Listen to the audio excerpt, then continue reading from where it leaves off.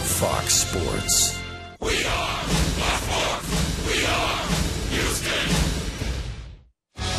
Last night, Brian Bogasevic came through with a clutch pinch hit double to sink the Marlins and even the series. Tonight, Lucas Harrell takes the mound for the Astros in the homestand finale as they go for another series win. Astros try to reel in the Marlins next on Fox Sports Houston.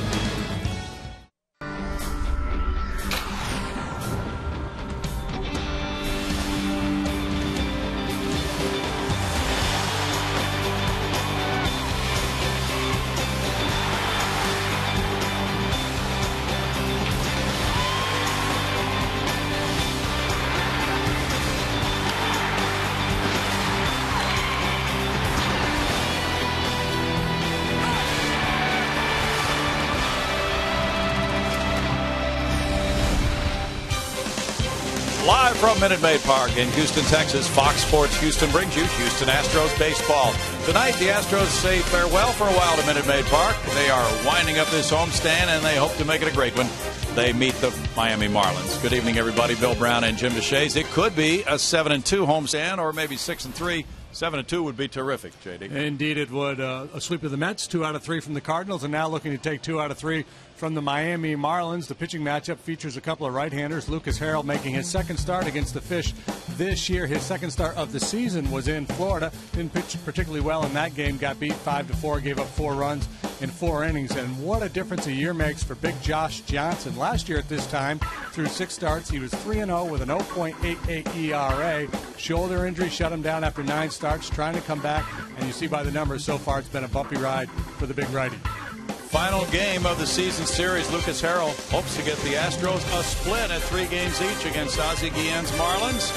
And the Astros very competitive, trying to get back closer to 500 before a road trip starts. Back with the finale of the homestand in just a moment.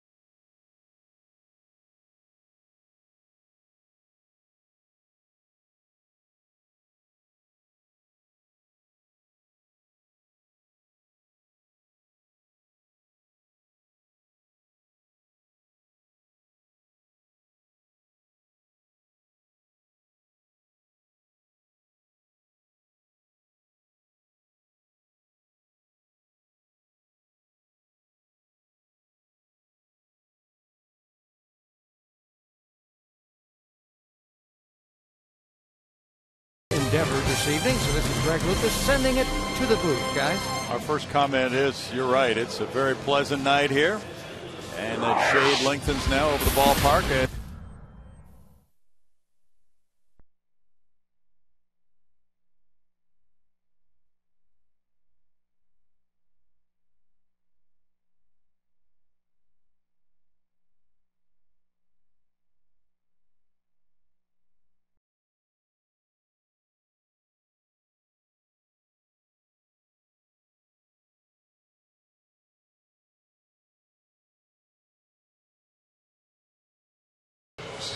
they beat him back on April 13th. He allowed 4 runs in 4 innings. He's 2-2 with a 4.76 ERA. His best pitch, a sinker. Jose Reyes is 1 for 8 in this series. Speedy leadoff man who signed a 6-year, $106 million deal to join the Marlins, taking ball 1. Reyes has walked 14 times, and if he gets on, he's a good threat to steal for the Fish. Showing bunt. He looks at a strike, gets 1-1. Harrell in his 2 home starts has done very well. He won last time out against the Cardinals Friday, and he's 2-0 at home this season. With a 2.19 ERA. Missing there, he goes to a 2-1 count on Reyes. Reyes a mercurial sort, and he has hit .327 at Minute Maid Park. He gets a lot of doubles and triples. He looks at that one, and it's a 3-1 count. Harrell has walked 13 in his 34 innings, and it's pretty warm for him right now to start this game. Coming out of the bullpen after his warm-ups, wants to make a pitch. And he doesn't. He walks him, so Reyes is aboard, and Murphy comes up. Let's check in with Doug Brocail on a Lucas Harrell scouting report. Lucas Harrell this season has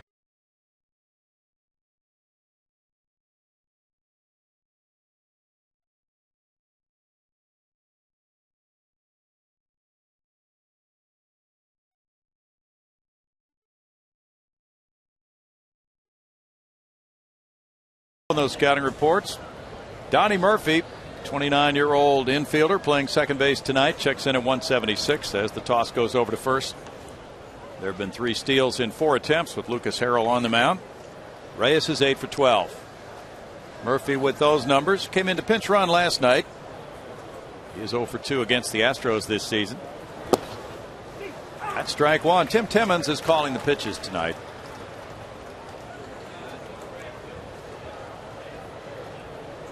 Murphy taking a long look down at the third base coach. Because Harrell gets so many ground balls, they might think about trying to start a runner. Certainly with Reyes, you're always concerned about his speed and ability to steal a bag.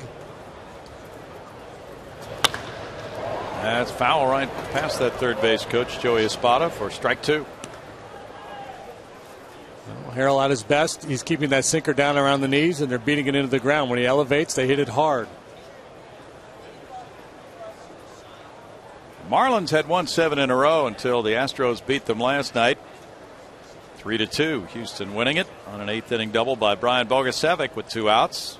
Marlins won the opener of the series 4-0. So Miami leads the season series 3-2. And it's been quite a road trip. In fact, a club record trip of 9 games for the Marlins. They won 7 of the 8 so far. They go back home for an off day tomorrow.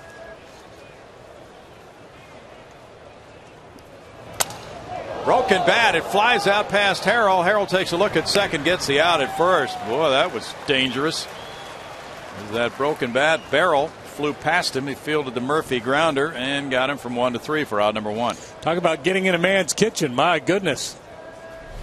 Settle in, have a cup of coffee. Change the station on his radio. That's just abuse. Yeah. He took a look at second base. He would have had time to take a shot at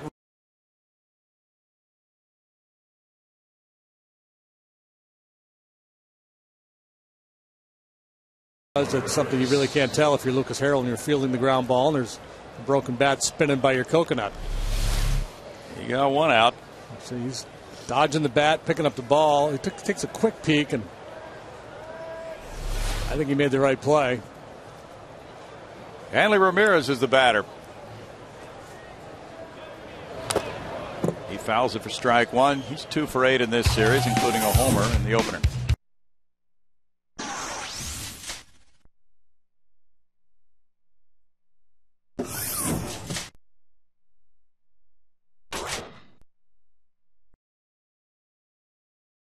Marlins are 15-15. The Astros 14-16.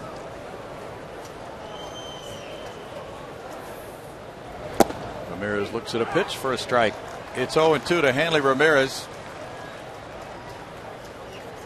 Good life on that heater from Lucas at 93 miles an hour. These right-handed hitters have to be concerned about getting the bat head out in front of that sinker that's running in on them.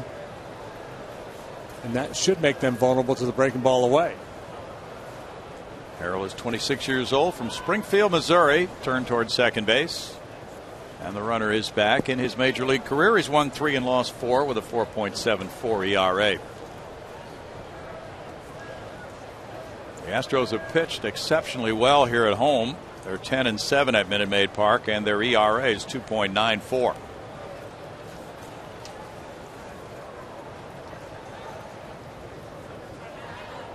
Reyes jockeying. He takes off at third. There's a shot at shortstop. Jed Lowry got a glove on it, but it went on through into left field, and it's 1-0 Marlins. Well, Ramirez hitting it to Lowry's right. Hit a one-hopper, and Jed was unable to stop that ball on the infield. Reyes was breaking on the pitch, and he scored the run, and that's the first error of the year on Lowry after 104 chances. That ball pretty well hit by Ramirez. A lot going on there with Reyes moving. I don't know if that created a little bit of a distraction for Lowry.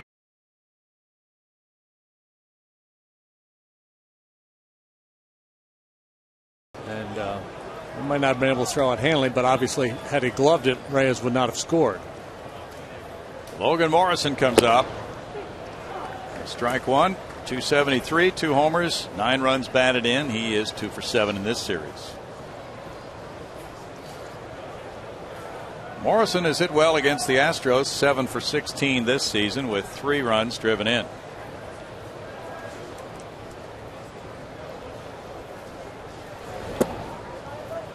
Harrell delivers a ball, and it's a 1-ball, 1-strike count.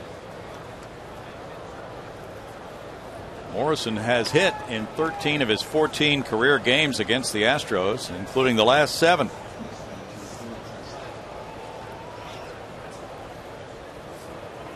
For the Astros, it's been a very good homestand with 6 wins, 2 losses. Snyder comes up with that one. They'll go to Pittsburgh tomorrow on an off day. They'll open a 3-game weekend series there tomorrow night. Snyder able to not only keep this one in front of him, but pick it cleanly, preventing any advance from Hanley Ramirez. In the Friday night Pittsburgh opener, it's Bud Norris and James McDonald here on FS Houston. And Astros Live will come your way at 5:30 Friday night. 3 in Pittsburgh, 2 in Philadelphia on the 5-game trip. Morrison looks at ball 3. It's 3 balls and a strike. Yeah, sometimes the guys like Harrell have such good movement, they have a hard time corralling it early. He's had early inning issues so far this year. Giancarlo Stanton on deck. You get that great movement. You'd love to have it, but sometimes it's tough to corral. Runner takes off, and there's ball 4. Second walk of the inning. Ramirez gets to second base, and it's Stanton coming up. You got to be careful not to be too cautious early in the ball game, though. That's when you walk people early, you set up a big inning, and the big inning is going to beat you, obviously, much more so than a run here and a run there. Now he's put himself in a position where he feels like he has to challenge, and he's got a very dangerous hitter in the box. Stanton is tied for the major league lead this month in homers with 5 with Carlos Beltran and Josh Hamilton. 262, 6 homers, 17 runs batted in. He got a late start with a home run bat this season after a drought of 97 at bats. Well, Hamilton will probably be player of the week just on what he did last night. What a show. Stanton loops one, a broken bat toward Carlos Lee in foul territory. He handles out number 2. Marlins will be glad they're heading home after this one. They're going to run out of bats the way this is going. Boy, they are. Greg Dobbs will come up next. Dobbs getting the start at first base against Harrell. An excellent pinch hitter who delivered a pinch hit last night. In fact, he's the active pinch hit leader in homers with 9. 286 this season. No homers. He's driven in 4. Dobbs is 2 for 4 against Houston this season. Both those 2 hits have been pinch hits. Ramirez and Morrison, the base runners. Lowry shading up the middle on this left-handed batter. Dobbs looks at ball 1. The Marlins, even though they walked twice in this inning, have not been walking that often this year. They're 10th in the league in bases on balls. But Harrell found walks to be a problem in that game in Miami. He had 4 walks in 4 innings.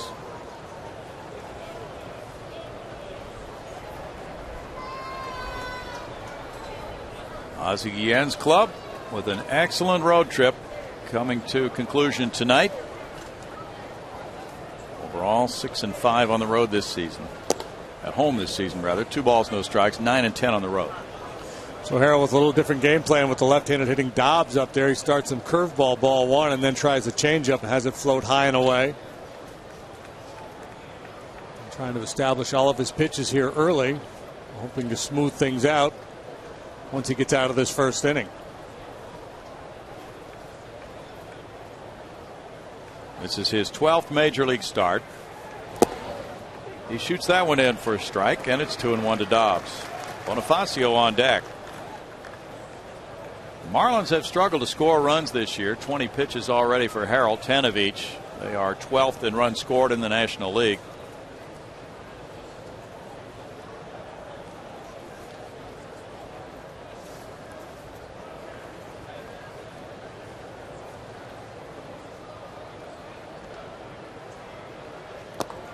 The appeal goes to third. Check swing call by Marty Foster. 3-1 to Dobbs. Marlins showing some patience here tonight. Pretty good pitch by Harrell. Just stopped the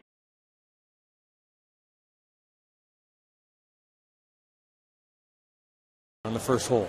You know, just don't make that big snowman. Triple bogey. Bogey's okay. You can give up 1. That's all right. You can recover from that. Fouled away, and it's 3 balls, 2 strikes. That is so true.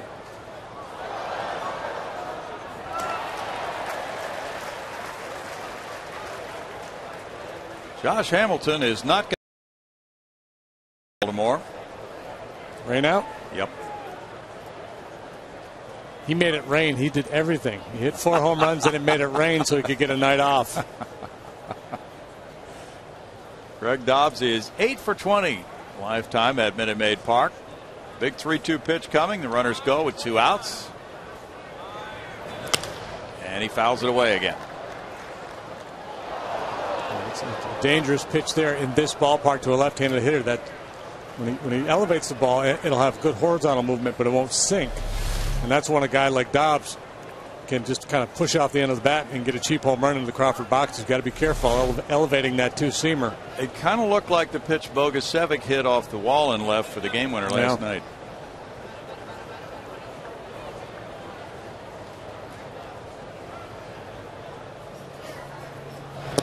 Inside, and he lost him with the 3rd walk of the inning. Now it's Bonifacio. Here comes Broke. Out for one of his patented positive, quick messages. He had a good visit last night. And the hitter was Bonifacio. Yeah. In the 3rd inning, Naoy Rodriguez had fallen behind him 2-0. There was a runner at third base, and Andy Ramirez on deck, and he got him to hit a fly ball to center. That was a 9-second visit. Yeah, it was a 2-ball, no strike count. He said, basically, I think he said, hey, just throw it in there. It doesn't hit for power. Take your chances. Bonifacio does not have an extra base hit this season. 233, no homers, 2 runs batted in. He's been hitting second until tonight, and because he's been slumping, he's batting 7th tonight. Chris Johnson in tight at third. Bonifacio hits one to center. And again, a repeat of last night after the mound visit. Doug Brocail is a magician. 1 run, no hits. An error, 3 men left.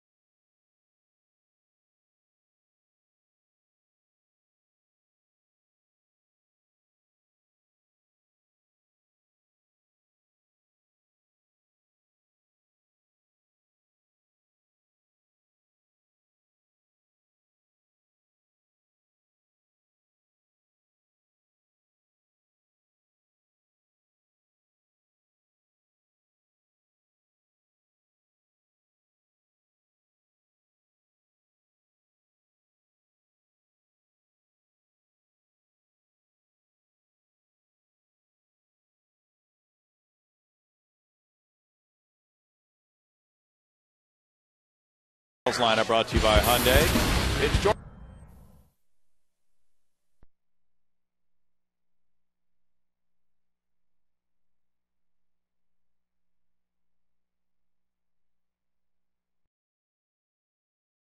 For him so far, last time out against the Padres, lasted just 2 2/3 innings, allowed 6 hits, 6 earnies, walked 3, struck out but 1. 0-3 for the year with a 6.61 ERA. The league batting .359 against Johnson. Jordan Schaefer is 0 for his last 15, batting average .235, 2 homers, 8 runs batted in. Taking ball 1, Schaefer has walked 14 times. He has a .333 on base average, but on this homestand he's taken a plunge, 2 for 19. Johnson falls behind him, 2 balls, no strikes. Johnson has not pitched well in his career against the Astros. 0-3 with a 5.82 ERA. Gets a strike there. That fastball clocked at 91 miles an hour. Back in 2009, 2010, he was throwing 95 miles an hour. Punched over the third baseman, Ramirez, up the left field line. Schaefer takes a turn for second base. Logan Morrison will not make a throw. Lead-off double, and Schaefer sheds the 0 for 15. Second double of the season for Jordan. After a somewhat sloppy top half of the first, the Astros managed to hold the Marlins to just 1, and now a golden opportunity to at least tie.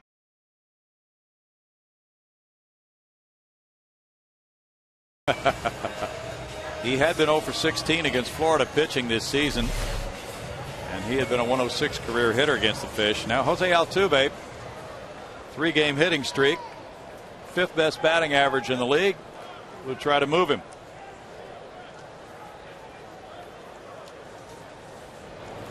Altuve takes it. It's strike 1 to a .348 hitter with 2 homers, 13 runs batted in. Johnson, 2-seam fastball, 4-seamer, slider, and a changeup. Was off to a great start last year before the shoulder shut him down. Made only 9 starts. In the dirt, it kicks away from Bach. Here's the advance to third, and a high throw to left field. That'll tie the game. Schaefer's down. Now he gets up, and he will score easily to make it 1-1. Schaefer scores for the 20th time. It's a wild pitch and an error on Buck. Yeah, Buck trying to do a little too much there after scrambling to retrieve.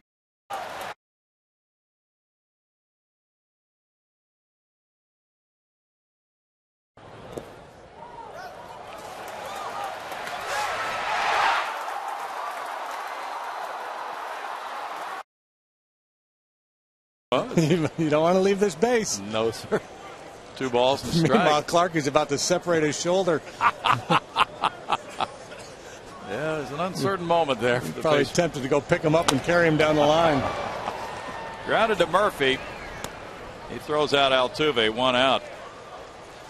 Well, let's take a look at the Marlins defensively. A little sloppy.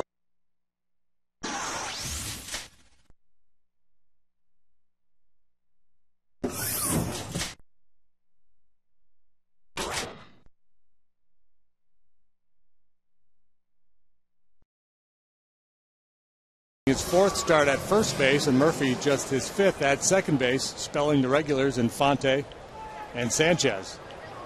Jed Lowry takes a look at one on the inside corner. Strike 1 to Jed. Ranking high in the offensive numbers for National League shortstops. 307, 4 homers, 12 runs batted in. Second in on base average among all NL shortstops. And also second in slugging percentage at that position. 1 ball, 1 strike to Jed. Jed 0 for 7 in this series. But he's hit .357 on this homestand with 2 homers, 6 runs batted in. This one in the air, and the center fielder, Bonifacio, drifts back a little bit. Not much of a breeze at the moment at all. 2 outs. Buck's errant throw cost Altuve an RBI. If Schaefer was still on third, Jose's ground ball would have gotten him home. Yeah. But that's a fine mask that he's wearing. Very nice. Very artistic. Jeffrey Loria probably had that commission. Yep. The owner of the Marlins, Jeffrey Loria, is an art collector. That's a piece of very art. serious art collector. That's a very serious mask. Almost too pretty to wear in a game. Carlos Lee at 272 comes around for the first time, looking at ball one. 2 homers, 14 runs batted in for El Caballo. 0 for 6 in this series. But prior to this series, he had been stinging the ball to right field. 1-1 for Johnson, the 6'7" right-hander, 28 years old, 4th round pick in 02. 1-2. There was a story in one of the Miami papers today, and John Buck was quoted as saying that Josh Johnson lately had been lacking that good late movement on his slider. I think he just saw it, though. Punched up the right field line. So that's what they're looking for from Johnson. You talked about the velocity down a little bit, but Johnson himself said that his pitch has been up. He just needs to get it down. He was an all-star in 09 and in 10. It's interesting that he said that because he's getting ground balls at a higher rate than he's ever gotten in his career. But obviously he's made some mistakes up. He has not allowed a home run yet, but 47 hits and 31 in the 3rd innings. Ouch. Popped up. First baseman Dobbs takes care of out number 3. It's 1 run, 1 hit, 1 error, and it's 1-1 after 1.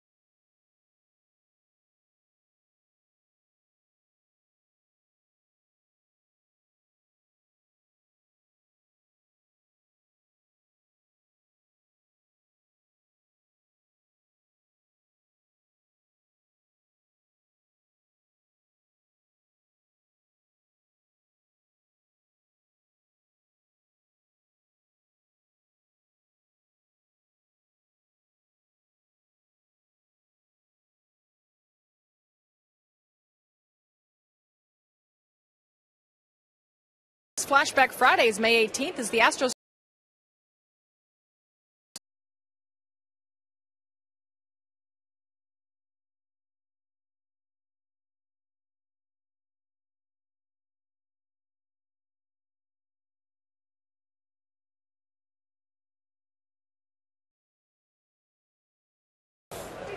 Strike one for Lucas Harrell. Buck has homered in each of the first 2 games of this series. With a 200 average, he has 3 homers, 6 runs batted in.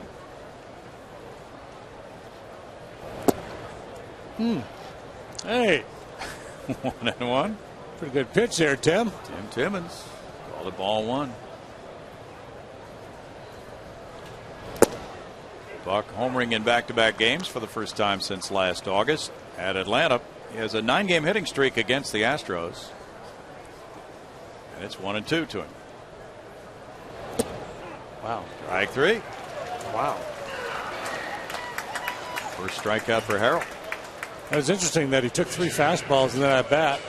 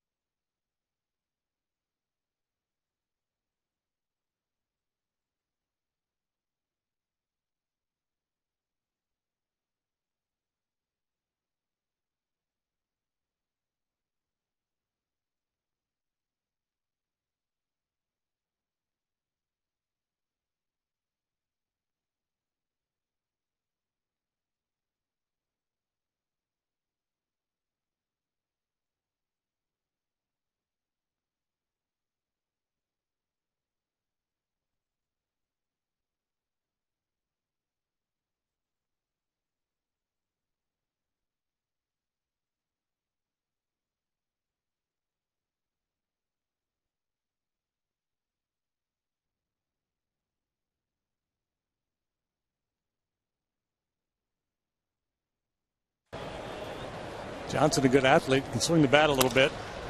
And he does shoot a line drive that goes foul left field side. We apologize for the audio problems. Thank you for bearing with us. Still a full count on Josh Johnson. He is the career leader in winning percentage among all the pitchers for the Marlins in their history. 649. 48 and 26 is his career record. Right there for strike 3. So 2 all third strikes for Harrell here in the second inning.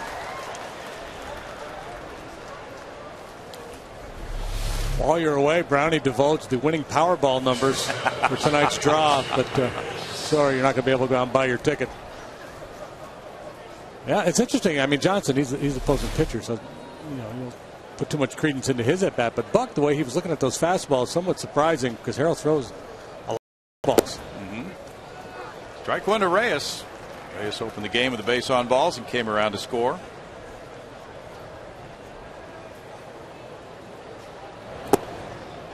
Harrell has a quick pace tonight. It's a 1-ball, 1-strike count. I think it was an edict that came from the dugout after the first inning. Be more aggressive, get after him, trust your stuff. Sure looks like it. Bouncer knocked down. Carlos tossing underhanded to Harrell. Well, it's working. That fast pace carries him quickly through the second inning, and it's 1-1.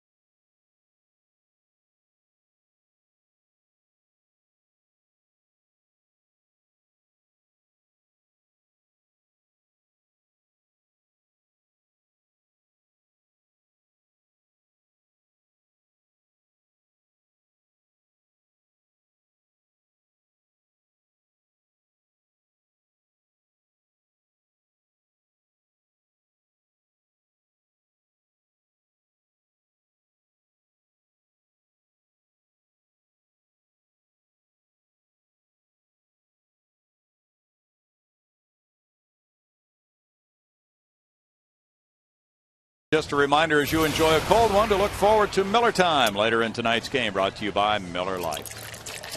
Nice evening in downtown Houston. And it's Travis Bach leading it off. Bottom of the second inning. He's on a 4-game hitting streak, so he stays in the starting lineup. There's strike 1, and he's becoming kind of a fixture in recent days in that starting lineup. This is his 4th start in a row and his 12th this season. At 3:02, he's driven in 5. It's a 1-ball, 1-strike count. Good contact hitter, 375 on base average for Travis Bach. He's 2 for 6 in this series, 4 for 12 in the homestand. Well, Travis has been around a little bit. He spent time in the big leagues with the A's and the Indians, but just 28 years of age. Former first-round pick of the A's. Played in 50 games with the Indians last year, had 160 plate appearances. They put up very good numbers, but when you play sparingly, it's tough to put up good numbers. Ground ball to second. Murphy, 1 out. Yeah, he likes the National League style. He's been getting in a lot of games. Justin Maxwell also has been playing a lot. Sometimes it's only an inning or 1 at bat, but he's sitting on the bench all night in the American League. Chris Johnson with 3 homers, 18 runs batted in, will face Josh Johnson. Chris has a .294 batting average.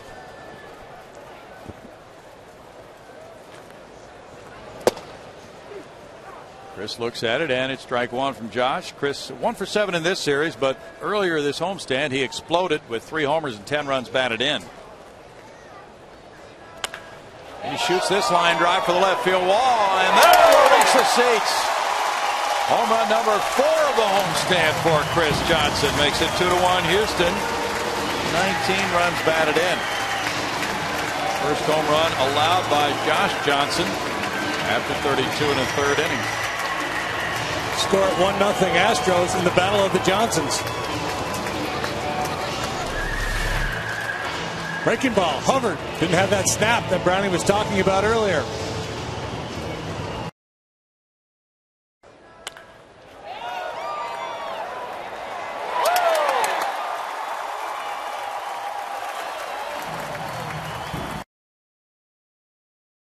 And Brian Bogusevic follows.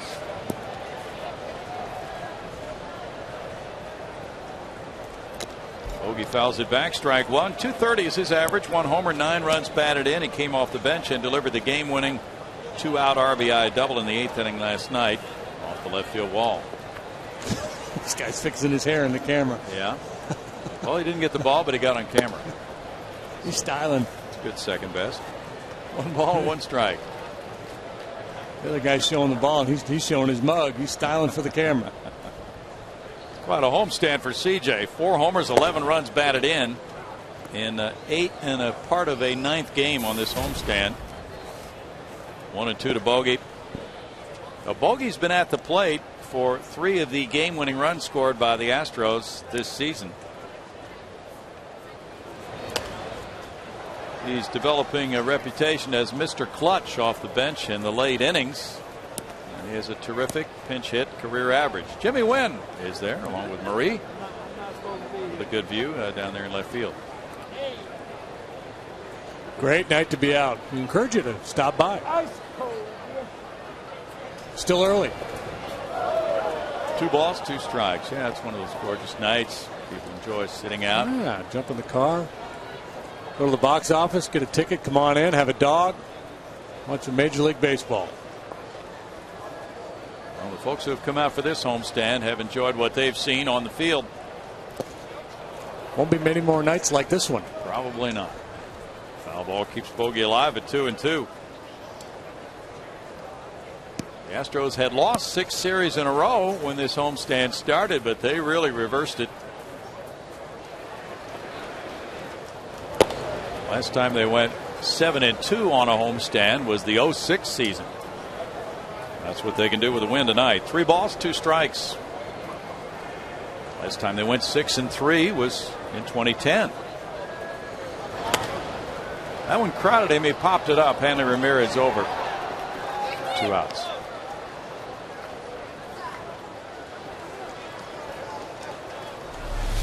And Bogey did him a favor, went out of the zone after this high fastball.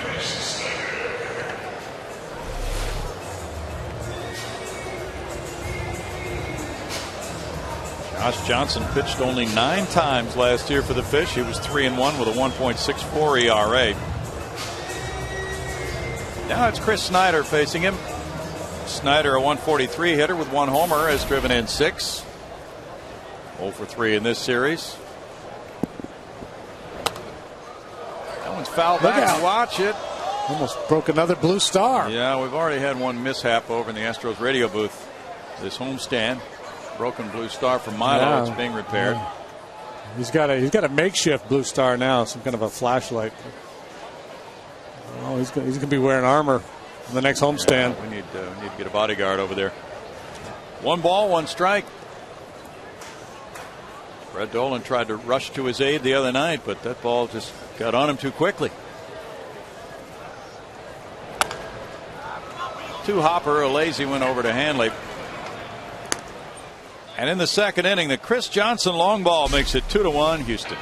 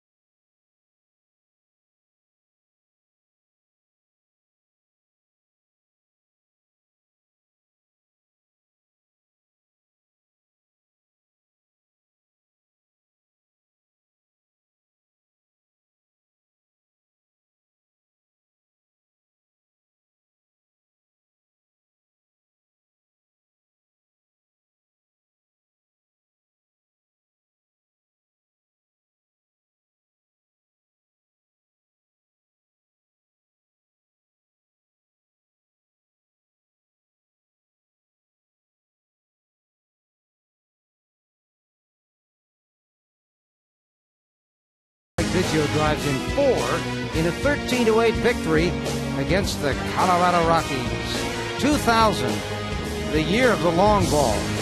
Well, we've got one, maybe a few more tonight, guys. Well, the one Chris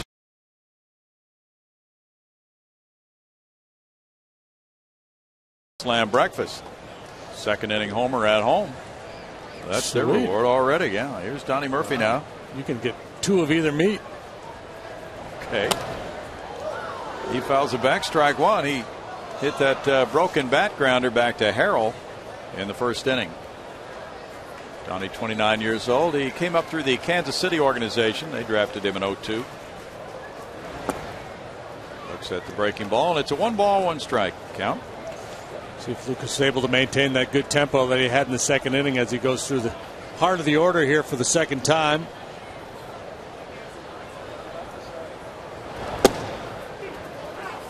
It's 1-2. Well, the Astros have certainly been served well by the 2 AAA call-ups in the starting rotation. Jordan Lyles and then Rodriguez last night. Each coming up for 1 start and then going back down. Yeah, it's like an audition. It's like we should make a reality show out of it. And just every 5 days bring up a different guy from the minor leagues. See who can win. Who can earn the spot for the second half of the season.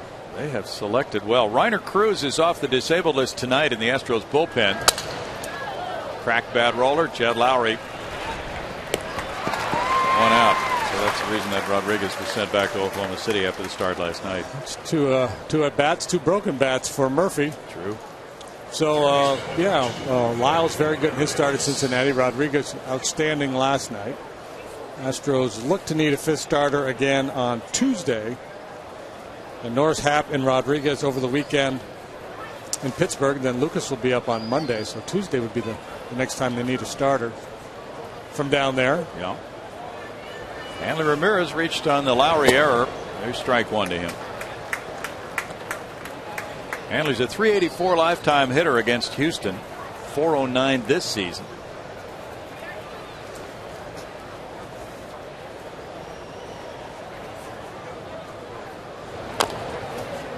Defensive swing there, and he chops it foul. That .384 average since 06 against the Astros is the highest in the majors against the Astros. 0-2. Logan Morrison's on deck. Colorado won at San Diego today, 6-2. Pitch is up, and it's 1-2. Yeah, Harrell has to work harder to get that ball to his glove side to drive it across the plate outside to a right-handed hitter. His natural movement runs in on righty, so he can make that pitch quite often effectively. But when he tries to go outside, that's a tougher pitch for him to make with his fastball. He's a little bit better throwing his slider out there. It's ball 2. Did a nice job there making the adjustment and driving that ball over the outside edge. Astros claimed him on waivers last June from the White Sox. Back by Ramirez. He's gone way up and then out off the plate away and then breaking ball. Let's see if they come in now. Go back to that 2-seamer in on his hands. Doug Brocail would love to see some more quick results like he saw in the second inning. Harold's at 50 pitches for the night. Good job. Harold will come over, but the ball's out of play. Made his pitch. Well, he gets in there nicely on those right-handed hitters.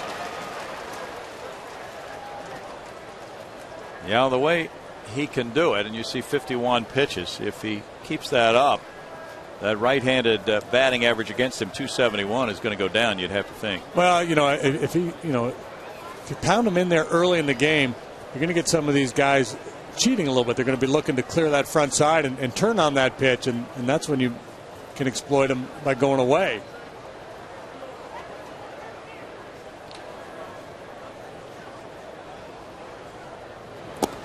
Ramirez moves back from ball 3. The former batting champion has worked the count full. Hanley, 28 years old, from the Dominican. Came to Florida in a trade with Boston. Won the batting title in 09. That was upstairs, and he popped it up. He got underneath it, and Altuve takes care of out number 2. And Logan Morrison will be next. Morrison drew a walk in the first inning. Paul Maholm and the Cubs shut out Atlanta today, 1-0 at Wrigley. Tim Hudson, the tough luck loser there. Maholm has won his last 4 starts. 4-2 now for the lefty. Cubs are 13-18. Rafael Dolis got his 3rd save. Did you see what Kerry Wood did last night? Yeah, I did. That was kind of fun. Came off after a tough inning and threw his glove in the stands, and then he threw his cap in the stands. Shades of Turk Wendell from bygone years. Tap past Harrelland up into center field. Morrison gets one up the middle for hit number 1 for the Fish. Certainly not hit hard, but in a good place for him. No, even though that was a base hit, that's a good sign. When Harold's getting ground balls like that, then he's on his game. This one just happened to find a hole up the middle. Giancarlo Stanton fouled out.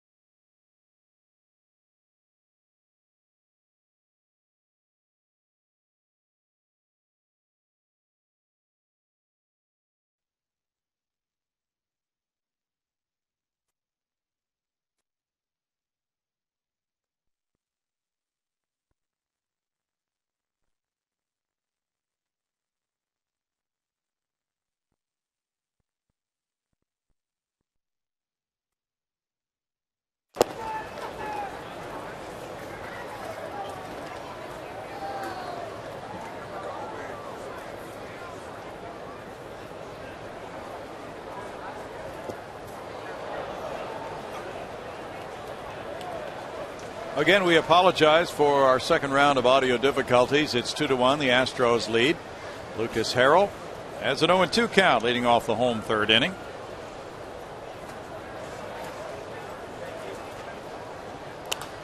Josh Johnson's pitch is fouled away. With Johnson with that terrific career record of 48-26, trying to rebound to top form after a subpar start at San Diego last time. lasting just 2 2/3 innings, giving up 6 hits, 6 runs. He turned that one loose at 94 miles an hour. He used to sit at 94, 95 miles an hour. That was his average fastball. He's reached it a couple times today, but so far, mostly around 92, and that's been the story of 2012 for this guy. But there's a good breaker.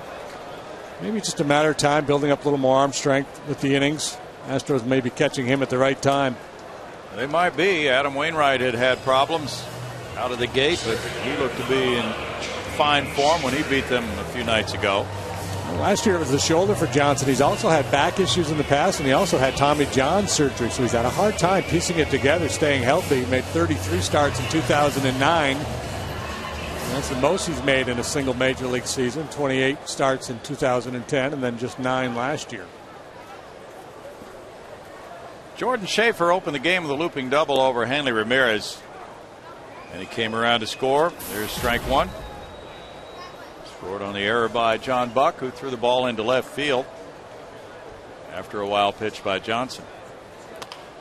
This one goes into right field, and Schaefer is 2 for 2. Coming out of a downturn quite nicely tonight.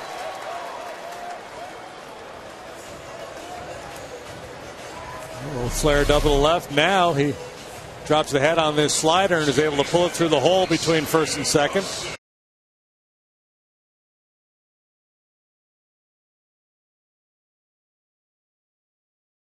It was. That's 3 hits for the Astros. Altuve is next. He grounded out in the first inning. Jose has 40 hits, tied for 4th in the league.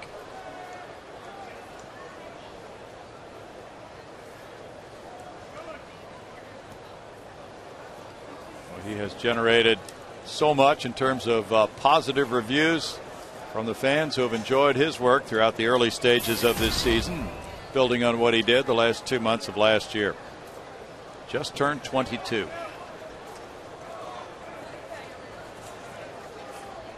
Pitch out. Yeah, well, that's why you had a pretty good feeling he was going to be successful as a big leaguer. To do what he did in the minor leagues at such a young age. It's one thing if you dominate a minor league level, but you're old for that level and you have a lot of experience, that's one thing. But if you're 20 years old, hitting, 369 or whatever he hit in Double-A, that's pretty darn impressive.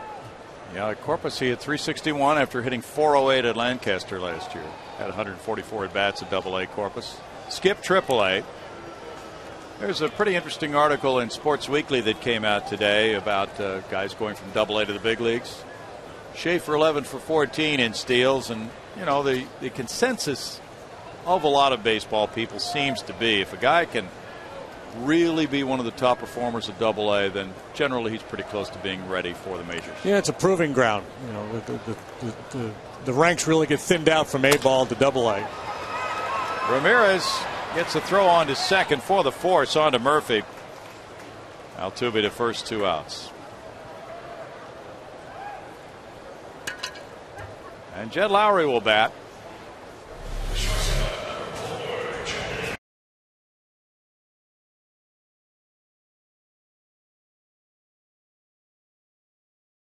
Position nicely. Lowry hit a fly ball to center in the first inning.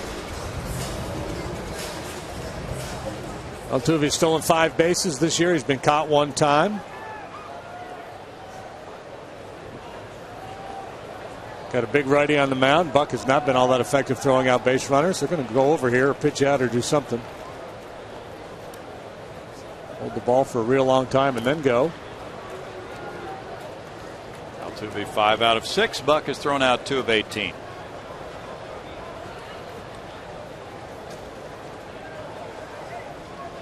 The Astros as a team are 7th in the league in steals with 23 in 31 attempts.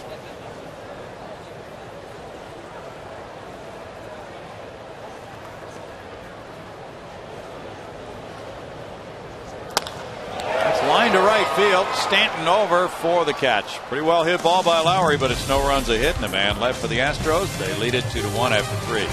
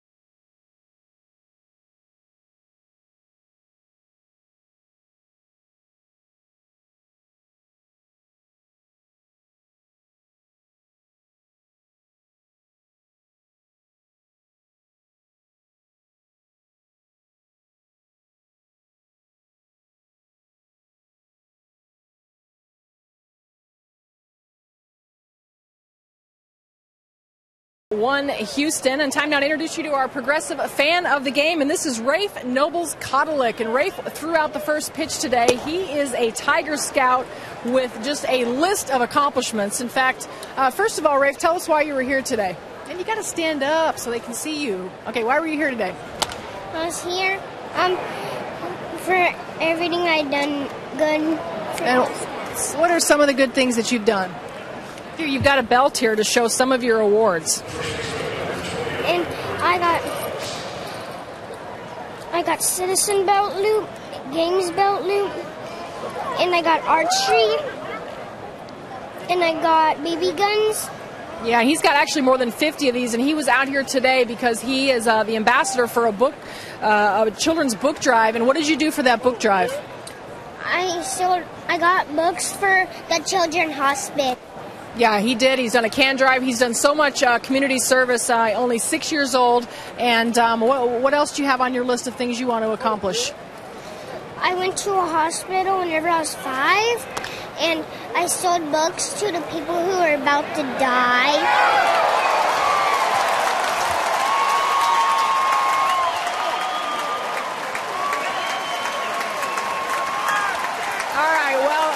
A lot of action going on, so we're going to send it up there. But you are a progressive fan of the game. Thank you so much. Is this for me? That's for you. Great catch by Jordan Schaefer on the line drive by Dobbs. Here's Schaefer.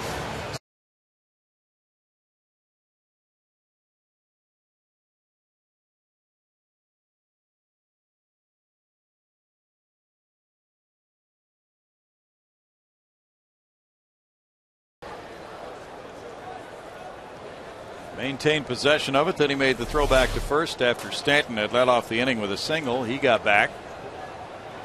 And now it's Bonifacio. He hit a fly ball to center with the bases loaded to end the top of the first inning after Miami had scored an unearned run.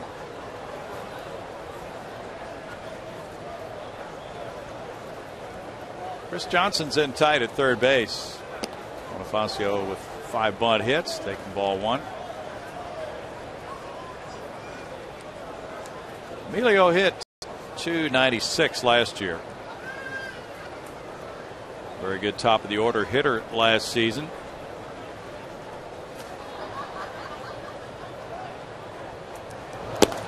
He takes that one as well.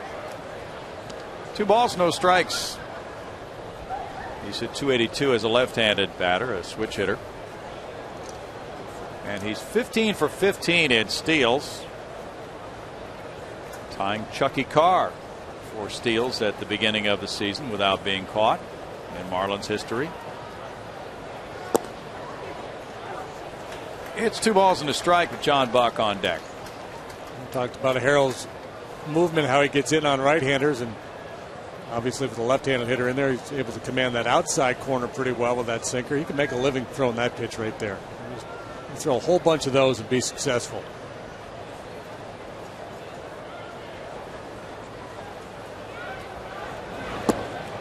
Started to swing, and Bonifacio held up, taking ball 3. It's 3-1. 27 hits for Bonifacio this year, all singles. That's a franchise record. Curious to know what the major league record is. Yeah. Consecutive singles to start the season. Absolutely. Away, away, away so far on Bonifacio.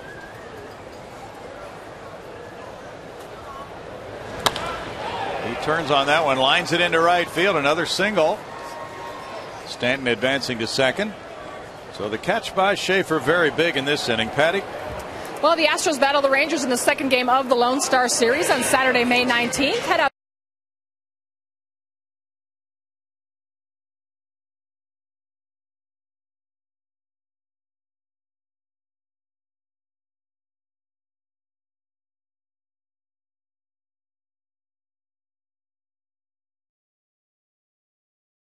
Will come in for a couple at the beginning of that homestand right before the Rangers visit.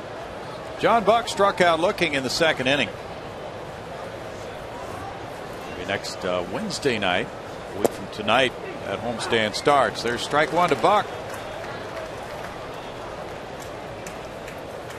And the Cubs are on the other end of that homestand.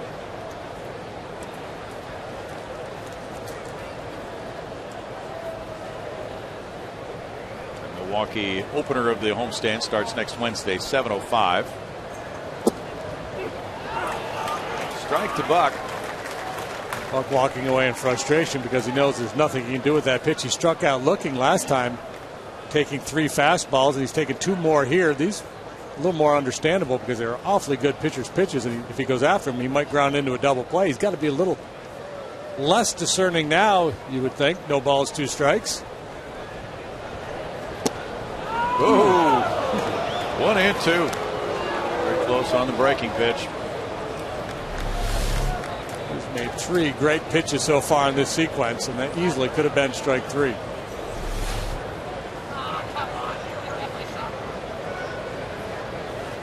Now run that one in on his knuckles. He did, but it's a hit to right field. And here comes Stanton to the plate. Bogusevic's throw on the fly, not in time. And it's a 2-2 game on the RBI single by Buck. Yeah, boy, he really made a lot of good pitches in that sequence to Buck, and ultimately made a good pitch here at the end, too. He got in on him, and Buck just fought it off. Nice job by John Buck.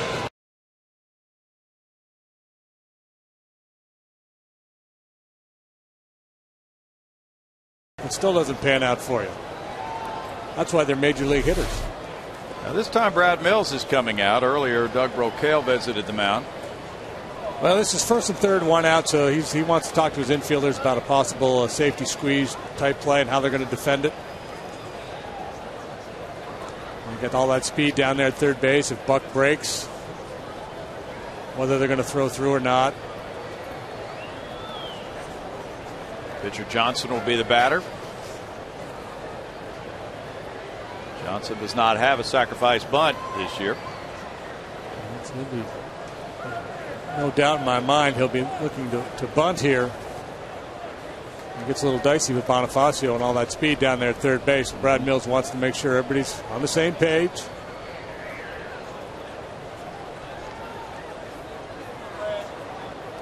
This is a kind of a sign of the times, though, isn't it? I don't ever remember, and boy, I must sound like one of those old guys, but I don't remember that many meetings on the mound to discuss defensive deployment, things of that nature. No. That is a relatively recent development. Chris Johnson's in very tight at third. Bunt is on, and it's fouled. And Buck took off on that one. There's strike 1. That's the issue for the Marlins. They have a slow runner at first in Buck, and then the pitcher batting. And Bonifacio can just follow Chris Johnson down the third baseline and just read it and watch if the bunt's down and he feels like he can score, just sprint on home. If not, he can run back to third base because there's nobody there to make a play on. And he is following CJ. Pitch is high, and it's 1-1. This is kind of fun. Well, it is because of the double play possibility here.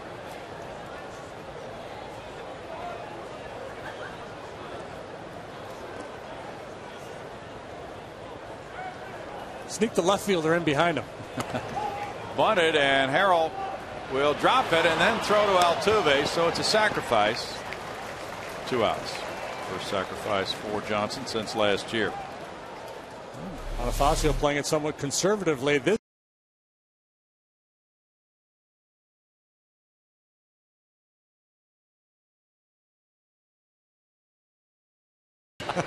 wonder if Altuve could see that ball. Harrell had to display a little touch there, going over the top of the big man.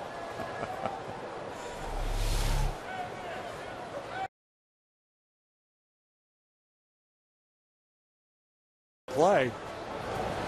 Reyes takes a look at it. It's ball 1 to Jose. He walked and scored in the first, grounded out in the second inning. 4 hits for the Fish, 3 for the Astros. Each club has an error tonight. Marlins have 3 singles in this inning. That slashed into left field. That'll give them a 3-2 lead and a stop sign at third as the throw comes into the plate. RBI single for Reyes, his 5th run batted in. 3-2 Marlins.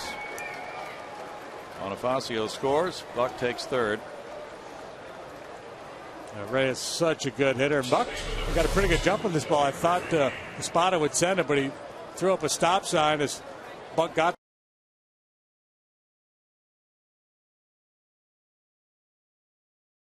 in front of Altuve, and now Harrell out of position in front of the catcher. You've got to be backing up there. Yeah. Donnie Murphy is 0 for 2. He's grounded out both times. A couple of broken bats for Mr. Murphy. Here's ball 1 to him. He's the 7th Marlin to bat here in the 4th inning. Just 19 at bats so far for Donnie Murphy. .58 batting average. Infante's had some hamstring problems, and Omar getting the night off at second. Day off for both teams tomorrow, so he should be well rested for the Marlins series opener Friday night at home.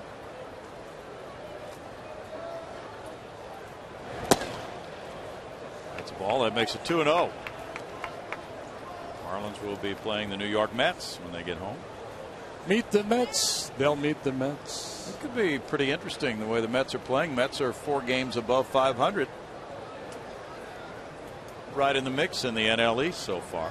Mets are playing the Phillies tonight. It's a 4-3 Philly lead, top of the 7th in the city of brotherly love. Phillies are That's in last ironic, place. isn't it? Yeah. Philadelphia. Sure is. You know, we were talking about rivalries before the game tonight. 3 balls, no strikes. And how you really can't announce that you have a rivalry with the team. It has to develop. 77 pitches for Harrell, 44 strikes. There's a rivalry now with the Phillies and Nationals. Yeah. Pretty good one going. Well, the Nationals last Friday had take back the ballpark night, and they wouldn't sell tickets to Philly fans from certain zip codes or area codes. Yeah. And then you had the Hamels Harper dust up, and Mike Rizzo, the GM of the Nationals, firing on Cole Hamels. Runner takes off for second. There's a bouncer. Chris Johnson fields it on 2 hops. Throws to get Murphy. And then you had Jason Worth's episode. 2-run scoring on 4 hits. A couple of men left. The Marlins lead at 3-2.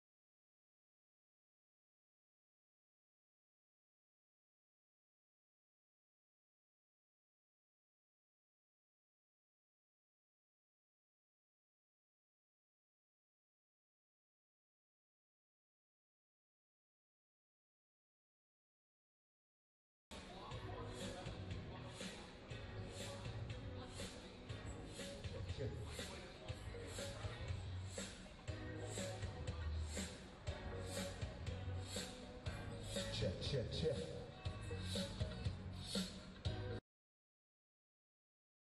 There being kept entertained by the baseball and the companionship. The Marlins just grabbed the lead with 2 in the top of the 4th. Now the Astros try to answer against Josh Johnson. Lee, Buck, and Johnson due up in the bottom of the 4th for Houston. Carlos takes strike 1 from Josh. We're talking about the Jason Worth episode when the inning ended. So if you haven't heard of that, Carlos takes And it's a 1-1 strike. Just to finish that thought, Jason Worth suffered a broken wrist, as you know, trying to dive and make a catch in the outfield a few nights ago in Washington.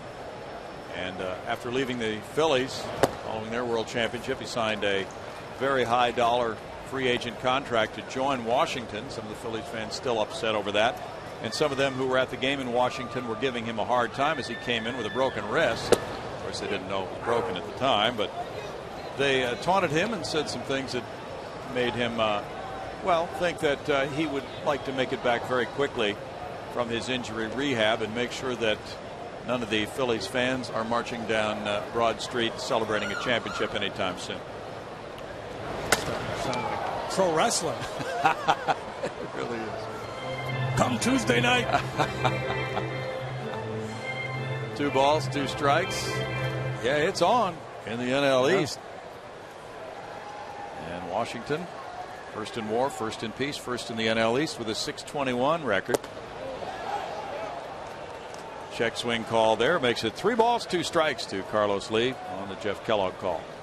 Nationals getting beat by the Pirates tonight 3-2.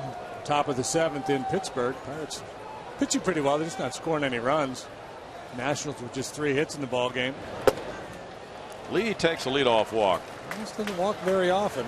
He will not bite at that slider. Well, he's still the toughest to fan in Major League Baseball. That's his 12th walk, and he struck out only 6 times.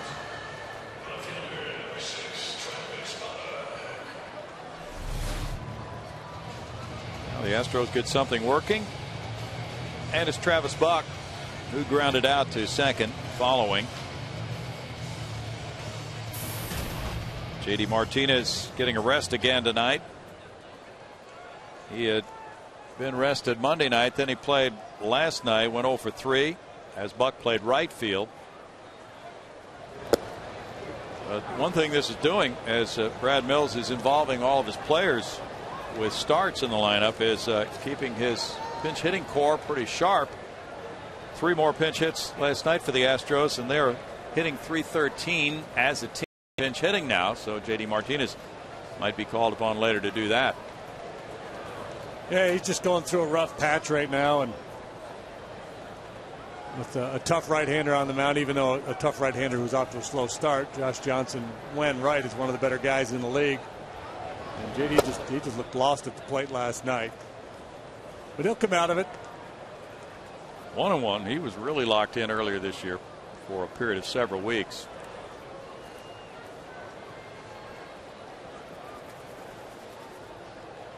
Chris Johnson's on deck. These two teams have really played some entertaining baseball against each other this year. They had 3 5-4 games in Miami in mid-April. Marlins winning 2. 1-2. And the Astros have had a tough time hitting this Marlins pitching staff with a .203 Houston batting average for the first 5 games. Pretty good depth to that slider. Travis Buck thought so too. See the nod of the head. Yeah, good slider. Now 1-2 for big Josh Johnson. Travis will be looking to stay back, probably try to shoot the ball the other way here with 2 strikes, and they're going to counter by trying to get in on him. They do. 2 balls, 2 strikes. Johnson right now is the weak link in this 5-man rotation for Ozzie Guillen. He brought an ERA at game time of 6.61 into this one. Mark Burley has a 2.83.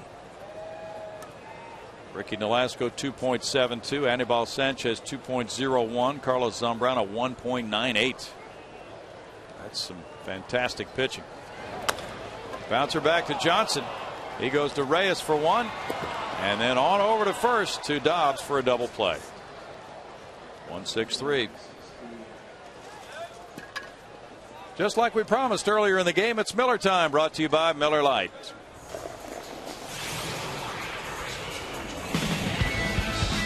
It's Chris Johnson picking out a breaking ball from Josh Johnson and lining it into the Crawford boxes to give the Astros a 2-1 lead. CJ just a few days removed from his first ever multi-home run game in the big leagues. See his first career grand slam on this homestand. It's been a nice stretch of games for him. There's ball 1. Got a haircut.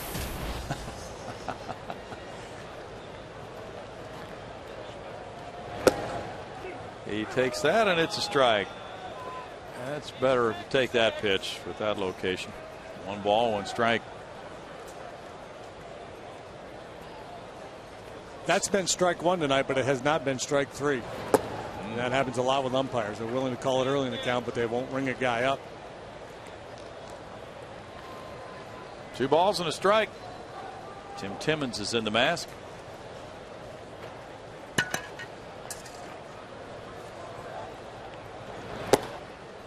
Now it's 3-1.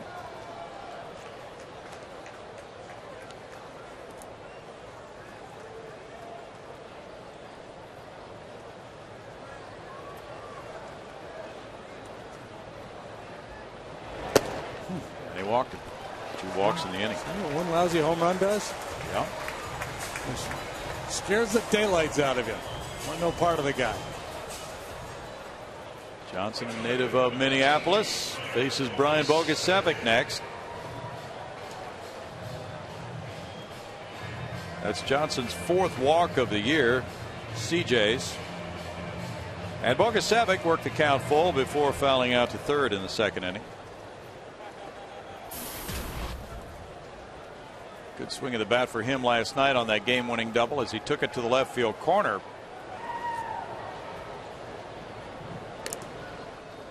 Chris draws the throw.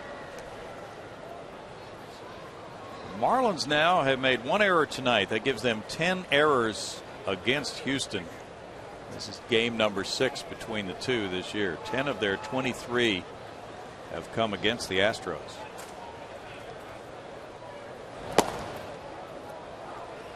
Strike to Bogusevic. Chris Snyder on deck. That's that fastball I was talking about earlier. You might get it early in the count. Unlikely you'll get it on an 0-2 or a 1-2 pitch.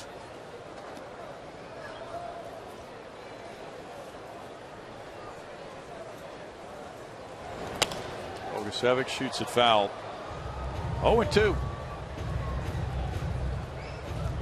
This is the 2nd time in Josh Johnson's career that he's started out 0-3.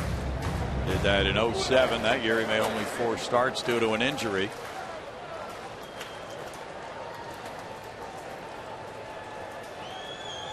Only Kevin Brown in Marlins history has a lower ERA than Josh Johnson.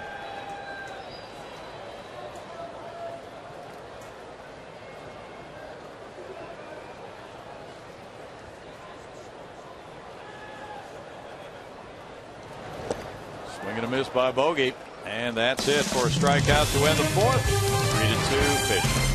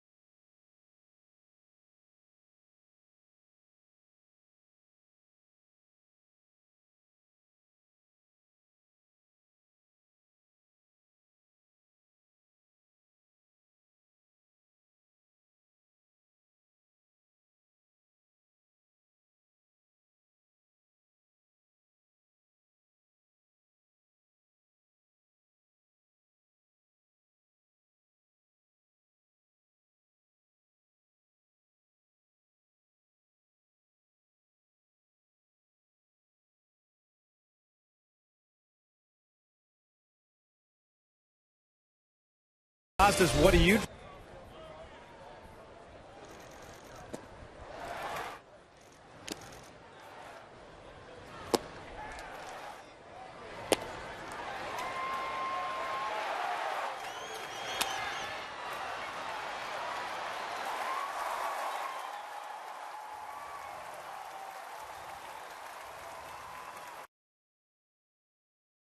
Harrell on the mound. 3-2 Marlins. Fifth inning begins with Hanley Ramirez. Ramirez is 0 for 2. And the curveball takes it to an 0-1 count for Harrell. Next pitch will be his 80th of the night. Cliff Lee returned and pitched well for the Phillies tonight. Nice pick by Jed Lowry on the backhand side this time to get Ramirez. Earlier, Ramirez hit the ball off his glove to the backhand side. That's out number 1. Very similar looking swings of the bat from Hanley Ramirez.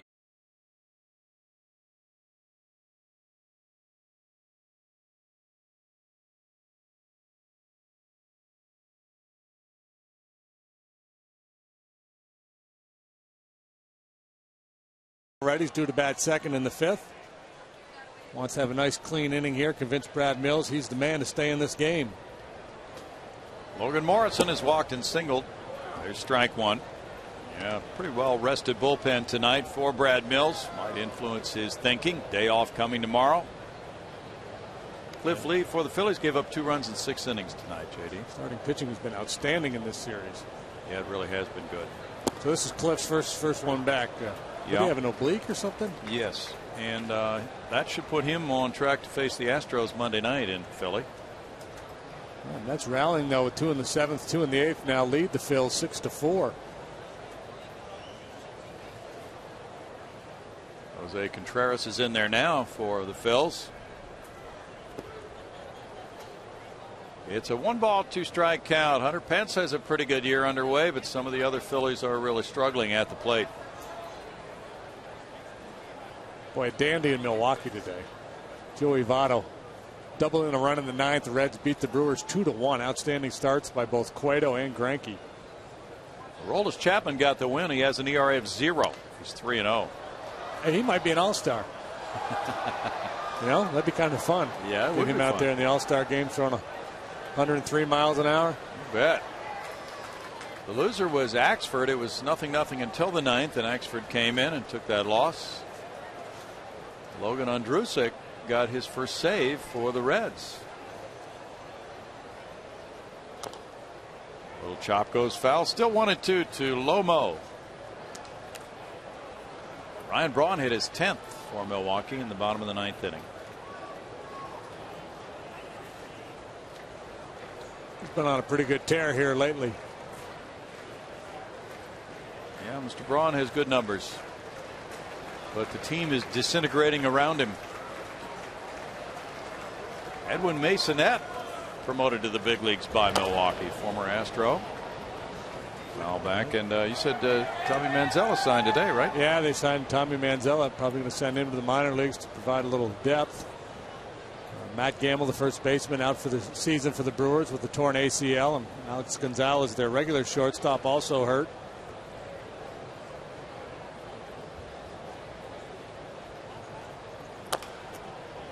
There's a chop, and it went foul.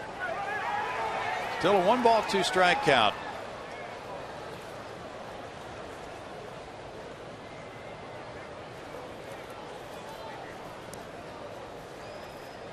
Astros 10-7 here in their home ballpark this year. And well, it's been a good feel on this homestand. Fans have seen some very interesting, entertaining baseball. Pitching has been terrific here at home. In the dirt. The appeal, he checked his swing, and it's 2-2 on the Marty Foster call. And that'll be quite a weekend when the Rangers come in upon the Astros return home. Play Milwaukee for 2 before that Texas 3-game weekend series.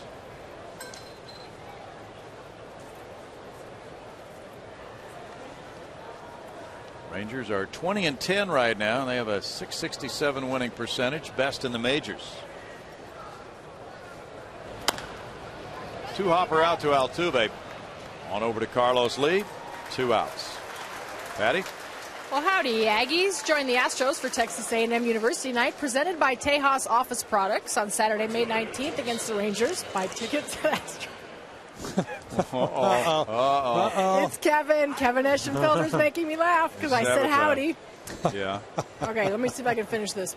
Buy tickets at Astros.com. I can't do it. /TAMU to receive a special Maroon Astros cap. Kevin sabotaged another promo. There's ball one. And benefit the Howdy Club, Houston A&M Club, and Reveille Club. All right, we'll chalk that up to Kevin. It's Art Howe's fault. No, Get him Art. at Astros.com /TAMU. Art Howe getting the assist. 1 ball, 1 strike to Giancarlo Stanton, who singled and scored in the 4th. He's 1 for 2. Make it 2-1. Patty sounded like she inhaled some of that laughing gas before that promo. Seems like Jimmy Fallon on Saturday Night Live. Can keep it together. Guess that makes Kevin Rachel Dratch. Oh my. That's going to be hanging for a while and then winding up in the upper deck. Yeah, that was kind of fun because you could tell pretty early on that it was foul.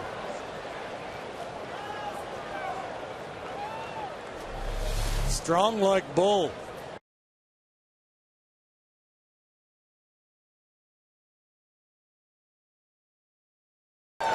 And then he struck him out.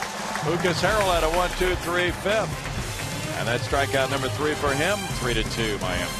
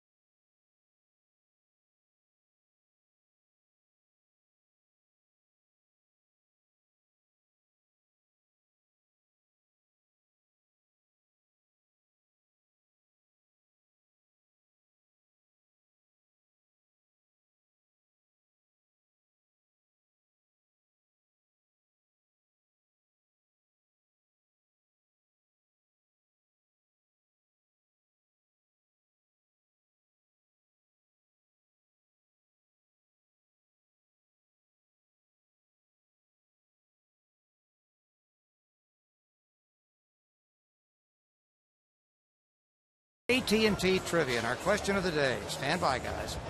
Who hit the first leadoff home run and the first game-winning home run in Marlin history? Oh, boy. Is he one and the same? Actually, that's correct. He is. Is he bigger than a bread box? And Brownie popped in with Chucky Carr. That is correct. There was a little trivia question that I didn't have to give you the hint that he also played for the Astros. Oh, okay. But you probably remember that because that is also an encore from last year. Yeah, we love Chucky Carr questions. We get a lot of those. More Chucky Carr questions than, per at bat than maybe any other player in the league. True. 2 balls, no strikes. Well, we would be remiss if we didn't mention Chuck Poole was working next door. That's right. He was a PR man. He was with the Astros, and then he joined the Marlins when they came into the National League. And he was there for that Chucky Carr leadoff homer. We can make it official. The AT&T Trivia question now goes in the book. He hit the leadoff homer on the 6/1/93 game-winning homer the next year. Bud Black, the manager of San Diego, was the victim of the leadoff homer. Oh, they hanging changeup from Buddy. The interesting thing is that Chuck Carr hit a grand total of 13 home runs in his major league career. You got to that quick, didn't you? You're pretty quick, that computer. You're pretty good. That's all between the ears, buddy. How many did he hit for the Astros, JD? 2. Okay. I have no idea. He hit 4. Fly ball left field by Snyder. Morrison waits. That's out number 1. Now Lucas Harrell comes up to the plate. Nobody has been warming up in the Houston bullpen. It's somewhat surprising because he's close to 100 pitches. But he remains in the game. He struck out in the 3rd. Lucas can swing the bat pretty well. He has 3 hits and 11 at bats. Well, they're down near the bottom of the order. The Fish are in the next inning. So Brad Mills wanting to get one more inning out of Harrell. That's strike 1 to Lucas. Toronto and Brandon Morrow beat Oakland this afternoon 5-2. Morrow now 4-1 with a 2.27 ERA. You only go 5 innings. You don't even feel like you worked. You at least got to get out there in the 6th. Yeah.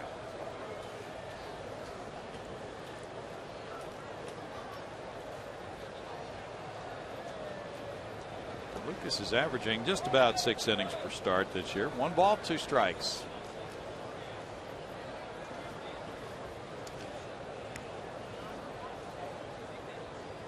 And Johnson, after his abbreviated 2 2/3 innings outing last time out, San Diego, works into the 5th here with a 1-run lead, gets a strikeout. That's number 3 for him.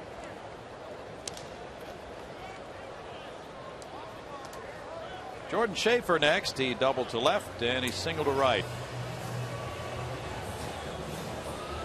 Last night neither team had a hit with a man in scoring position. Houston won it 3-2. Miami hit a couple of home runs for its runs. There weren't many at bats with men in scoring position last night. No. Schaefer got into scoring position as the first man up tonight with that double. Then he took 3rd on a wild pitch and scored on an error by John Buck when his throw went into left field. Trying to bunt his way on. He misses, strike 1.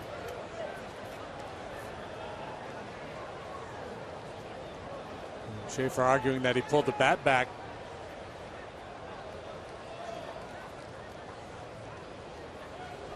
Let's take a look.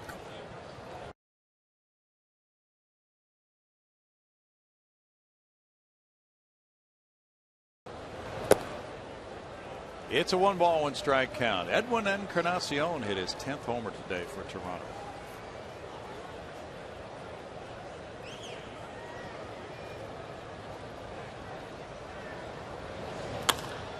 Shot to left field, backing up Morrison. Morrison at the wall, leaping. It's off the wall. Another hit for Schaefer, and it's a double again. 3 hits tonight, 2 of them 2 baggers. Good effort by Morrison. Morrison, a first baseman who's been moved to the outfield. He's had some problems out there defensively. This time he drifts a little bit, but nonetheless, a very difficult change.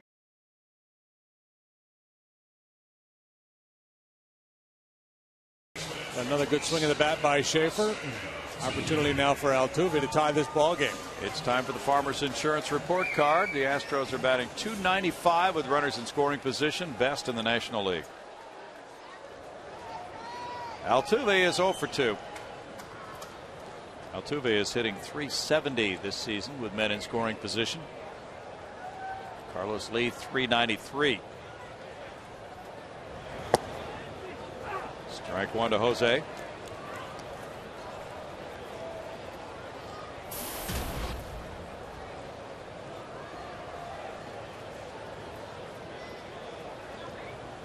Giants are at LA again tonight. Lincecum and Billingsley with a later start.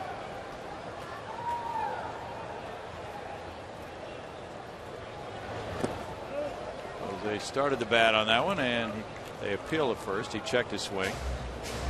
1 ball, 1 strike to Altuve.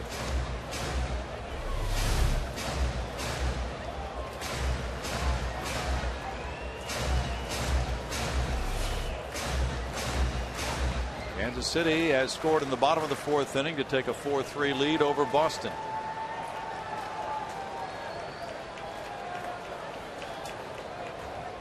Chad Lowry's on deck. The hits are in favor of the Marlins, 5-4. Each club has an error tonight, with Miami up by 1.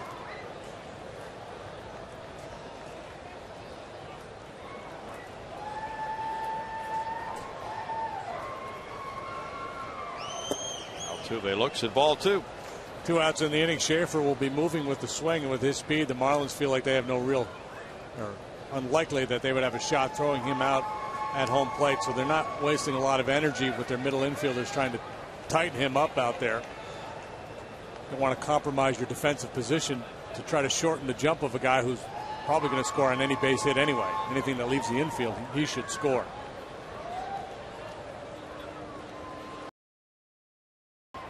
Altuve swings wildly at that breaking pitch, and it's 2 balls, 2 strikes. Buck was able to smother it. Smother, and had Schaefer run, I bet you he wouldn't have thrown to third. Why not? After what happened in the first. True. Jose's seeing a lot of breaking balls here from Johnson. See if he can make the adjustment. St. Louis and Arizona are just starting. It's Kyle Loesch for the Redbirds and Wade Miley for the D-backs. Big night for Carlos Beltran last night. 6 runs batted in. Chop to third. Hanley Ramirez fields the 2-hopper. And a stretch by the first baseman gets him. The fans over there unhappy with the call made by Jeff Kellogg on the stretch by Greg Dobbs.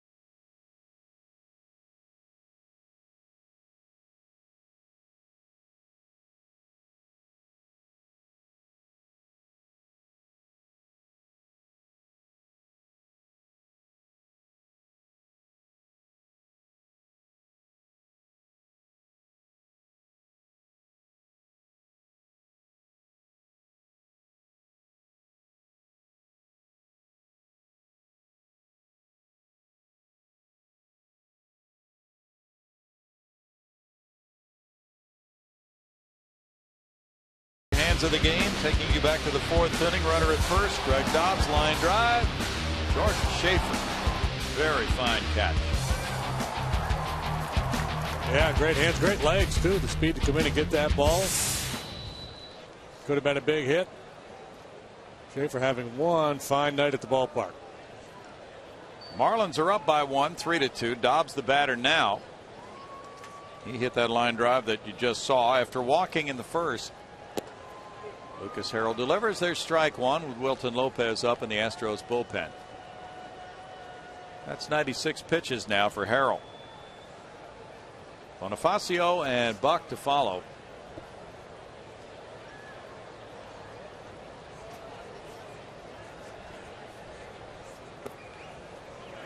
It's a 1-ball, 1-strike count. The Angels lead at Minnesota 5-1. They've played 5.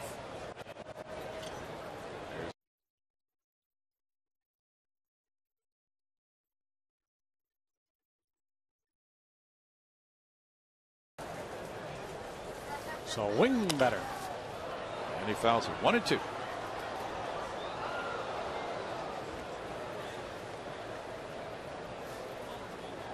Albert Pujols is 2 for 3 with 2 runs batted in tonight for the Angels.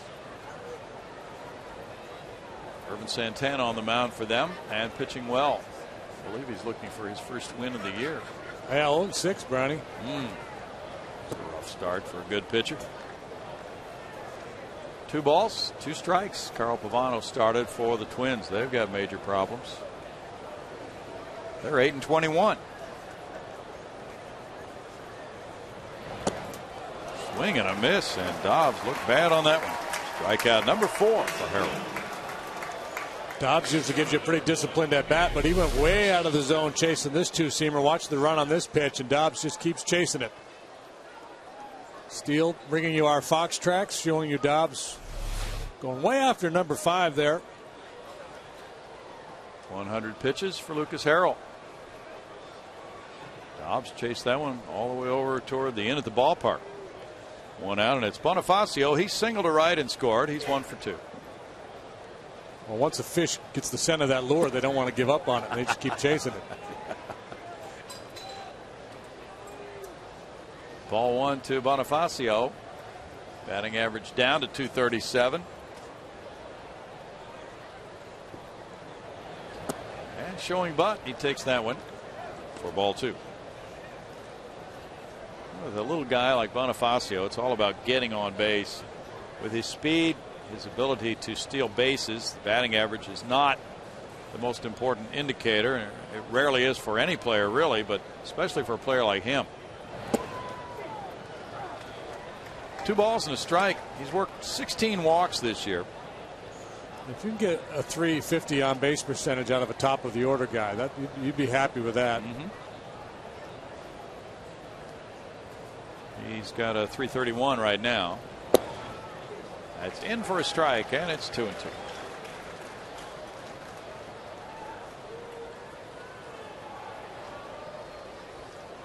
Had a 360 on base percentage last year, drawing 59 walks.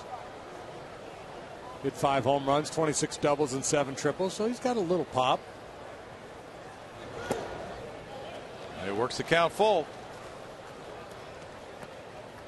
He came into this game a 340 hitter lifetime against Houston. Harrell getting ready for the 3-2 with Buck on deck.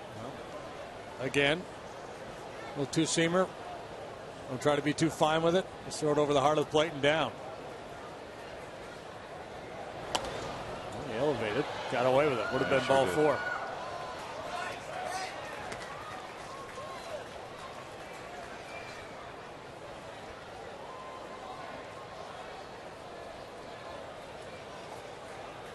Yankees lead Tampa Bay after 7 at Yankee Stadium, 1-0. They tried out their new closer last night, David Robertson. He did well.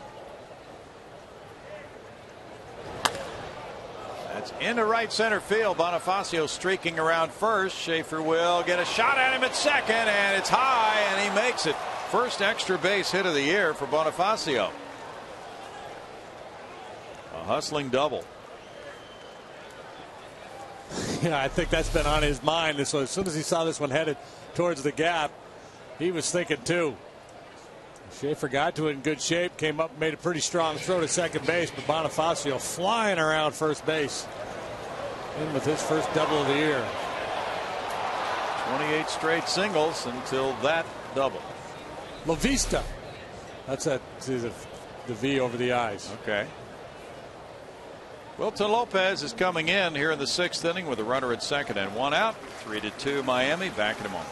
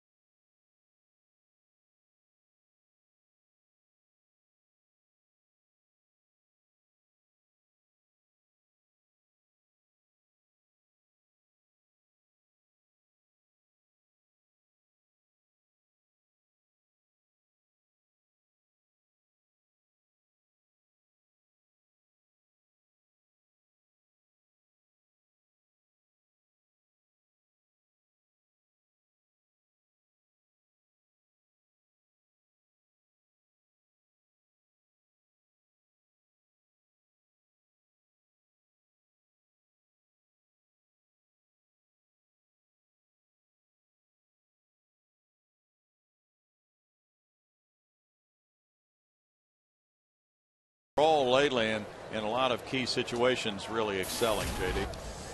Yeah, and there are the numbers. They are most impressive. Probably the one that jumps out the most, the 0 in the walks column. But solid across the board there for Wilton. Don't forget about Bonifacio out there. Give him a second look or two. If you don't, he may try to steal third base on you. Ball 1 to John Buck. Buck drove in a run with a single in the 4th inning. He's 1 for 2. Pitcher Josh Johnson is on deck. 6 hits for the Marlins, 4 for the Astros. Marlin hitters facing a new pitcher, but not necessarily a different style. Lopez throws that sinker as well. Will run that ball in on the right-handed hitters the way Harrell was.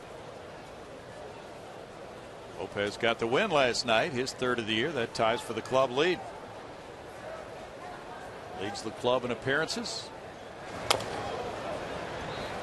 It's a 1-ball, 2-strike count. This is his 17th appearance of the season. That's tied for 2nd in the league coming into this game. 17 innings without a walk, as you mentioned. Very impressive.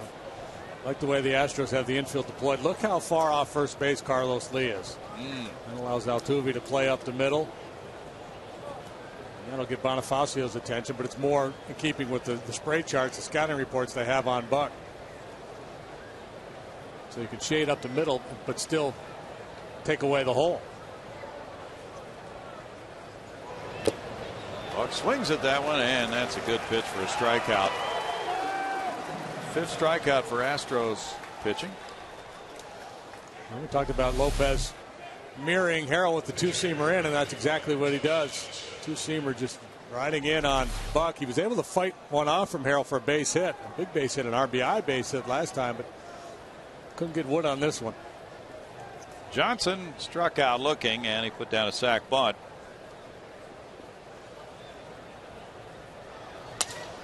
Broken bat, looper outside the left field line, and sliding. The left fielder Travis Buck went into that wall. He gave it every effort. He sure did. He was shading Johnson that way, so that put him in position to try to make this play, and leaves his feet, hoping that ball would just skirt by the wall. And dangerous play. Not a whole lot of room at all for an outfielder out there. No.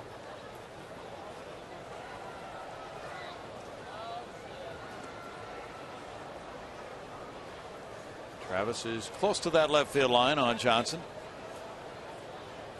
Schaefer over in left center.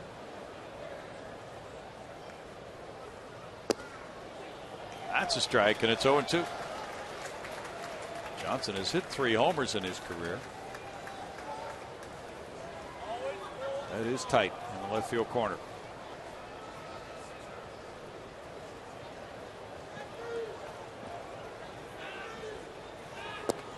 And Wilton Lopez gets 2 strikeouts, coming in with a man at second to extinguish the fire.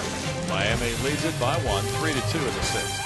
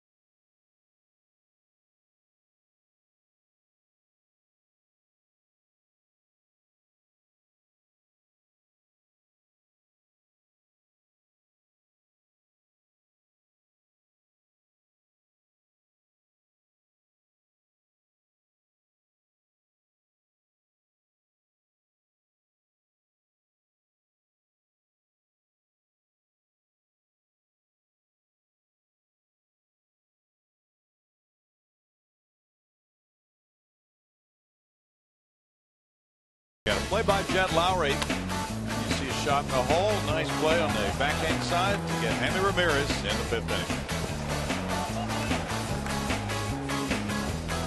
Jed came into this game without an error in 104 total chances this season. He was charged with an error. A similar ball hit by Ramirez in the 1st inning. And now he leads it off in the home 6th. He's 0 for 2. Hit a line drive caught by the right fielder Stanton in the 3rd inning after a fly ball to center field in the 1st. Astros have 4 hits, including a Chris Johnson 2nd inning homer, his 4th of the year. Schaefer has the other 3.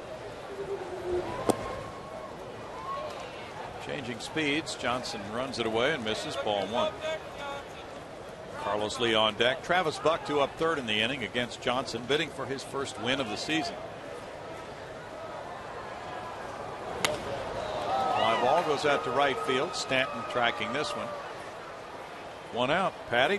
Well, hey, Astro fans, Chevy is proud to present a new show called Chevy Hometown Kids. It's not about the score, it's about the experience. So tune in each Saturday at 10 a.m. right here on Fox Sports Houston, or visit hometownkids.tv for more information. Bill? Thank you, Patty. Next homestand starting a week from tonight at 7:05 with Milwaukee. 2 with the Brewers, 3 with the Rangers, 3 with the Cubs. Carlos Lee has popped to first and he's walked tonight. Strike 1 to Carlos. Well, this is the Astros' last game against the Marlins for who knows how long. True. So in interleague play at some point in the future, the Astros hold the all-time advantage over the Fish, 79-74. That's close. Marlins are 15-24 here at Minute Maid Park. This Johnson fella, he grew up in a family of 4 brothers, all athletes, and they used to play basketball in the backyard. They called it death ball. There were no fouls allowed, or no fouls called, I should say. You can imagine what that was like. Yeah. Lee is caught looking. Strikeout number 4. It's only the 7th time Carlos has struck out. He doesn't swing and miss all that often. Here he just gets fooled on a borderline pitch.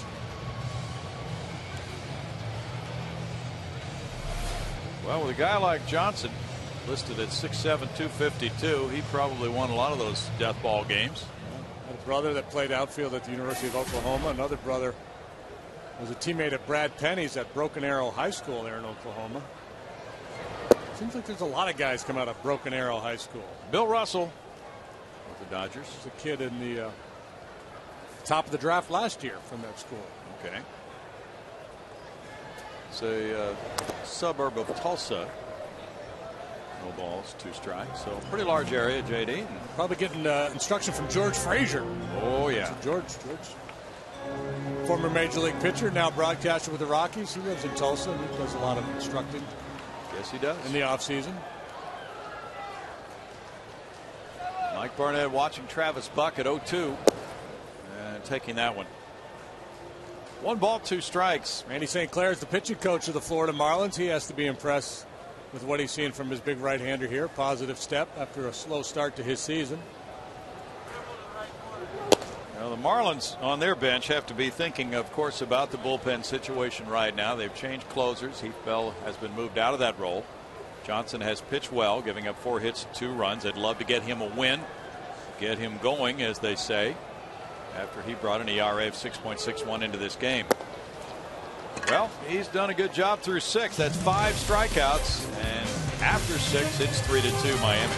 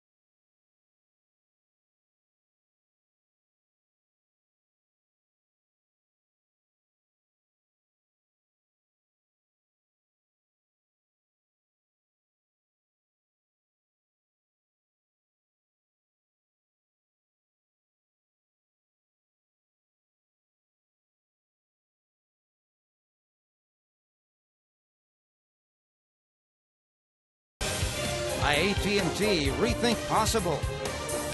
And by Mattress Firm, save money, sleep happy. Astros fans will be happy with a couple of runs, trailing by 1 as we go to the 7th. Here's Brownie and JD. They'll sleep very happy with a come from behind win. You're right, Greg. Jose Reyes smacks one on a line to right field. Brian Bogusevic over. One pitch, one out here in the 7th for Wilton Lopez, who's retired 3 in a row, coming in relief of Lucas Harrell.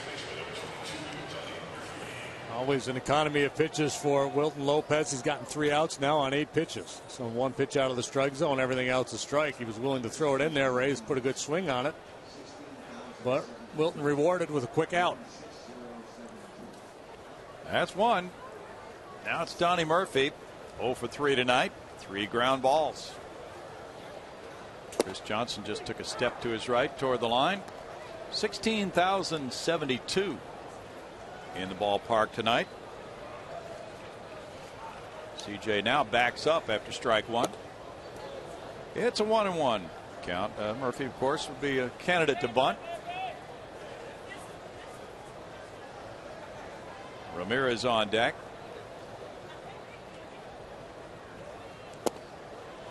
It's 1 ball, 2 strikes. Good changeup. He's used his changeup effectively this year. Reiner Cruz is back, and Wesley Wright joins him in the bullpen. Pitcher spot could come up in the bottom of the 7th for Houston if a man gets on. Rolled out to short, Jed Lowry. 2 down. Now this Astros bullpen looking pretty strong. 2.80 ERA for the relievers. That's 3rd lowest in the National League. It's been a good group. Ramirez is 0 for 3. And with Reiner Cruz bringing that electric arm back to the bullpen after his stint on the disabled list and then a couple of rehab relief appearances at AAA, that'll help. Ramirez looks out at the mound as that one got away. Now that good job by the home plate umpire Tim Timmons of keeping Ramirez away from Lopez on that up and in pitch that hit him.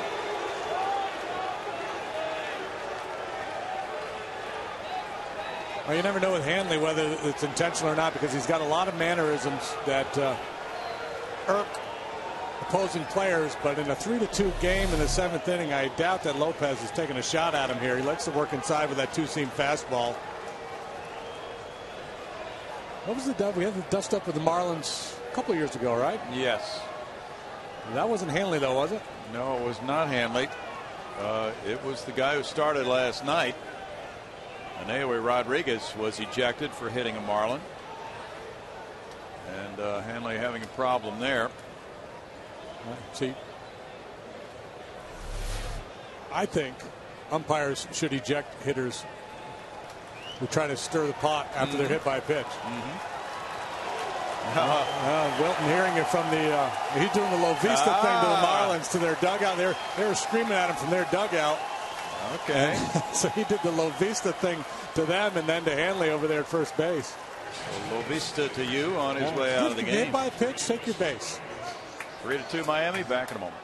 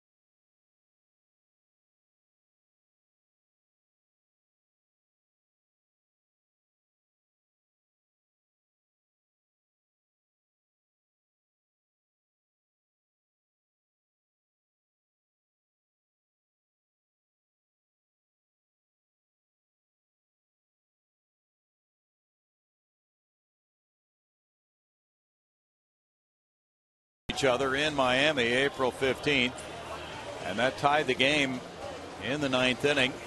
And this time he gets hit by a pitch. Yeah, well, they were screaming at him over there in the Marlin dugout, and that's the Marlin thing. I mentioned a couple times on this Lo Vista. I think it means, do you see me? You see what I've done? It's kind of their slogan. Everybody's got a slogan these days. Brewers had the monster thing. The Rangers have the deer antlers or something. Mm-hmm. Well, the umpires conferred near the mound, but there have been no warnings issued. And it's Logan Morrison batting now as Wesley Wright comes in.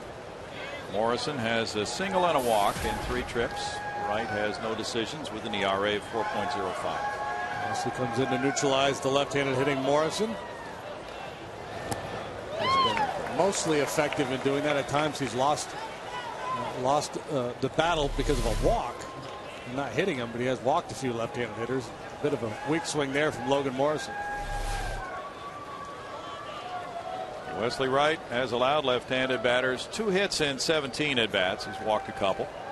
Struck out 5 for a 118 batting average against him by lefties. That's effective. Cracked bat roller out to Altuve. On to Carlos Lee. There have been some broken bats tonight. Marlins will take a lighter load back to Miami. They've broken about 4 or 5, but they lead it 3-2.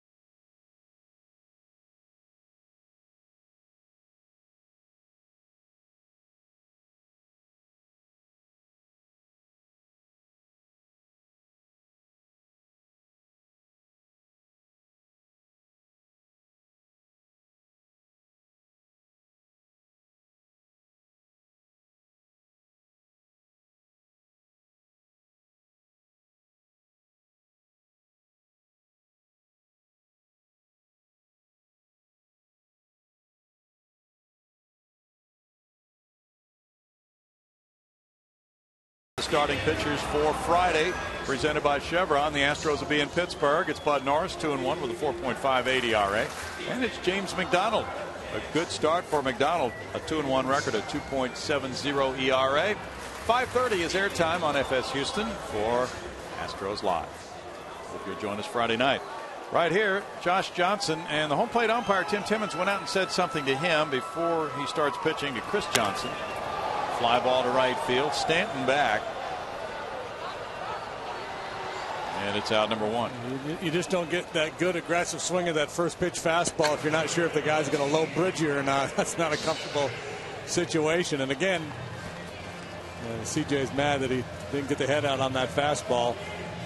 But, you know, Josh Johnson's got a 1-run lead here. He can't afford to go drilling somebody to put a man on base. Your first responsibility is to win the game. Ogasevic is 0 for 2. He fouled out and he struck out. Marlins have had 7 blown saves in 12 save opportunities. There is strike 1. When they lead after 8 innings, their record is 12-3.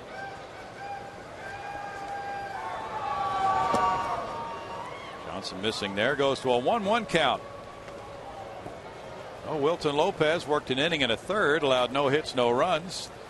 Didn't walk anybody, struck out 2, hit a batter.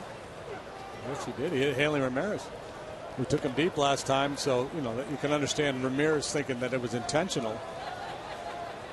And I'm sure there was a lot of histrionics from Ramirez after he hit that home run, because that's what he does. Right. And that kind of annoys you if you're a pitcher. But you know, if I'm Wilton there, I'm still, you know, it's a one-run game. I may be coming hard up and in just to knock him down, to send a message that way. I don't think he necessarily wanted to hit him. Sometimes you go up and in with the idea, hey, if you don't get out of the way, it's on you. Strike 3 call. That's 6 strikeouts for Johnson. And they've all come from the 3rd inning on, so he's gotten better as this game has moved along. This time he gets the benefit of the doubt on the borderline corner call. 98 pitches. Chris Snyder's 0 for 2. Pitcher spot due up next. Have you read the John Grisham book, Calico Joe? I have not. Interesting book. Baseball book. Fiction? Yep. Ball 1. Justin Maxwell comes out to the on-deck circle. Is it set in modern times? 1973 Mets and Cubs pennant race. It's pretty interesting stuff. 2 balls, no strikes.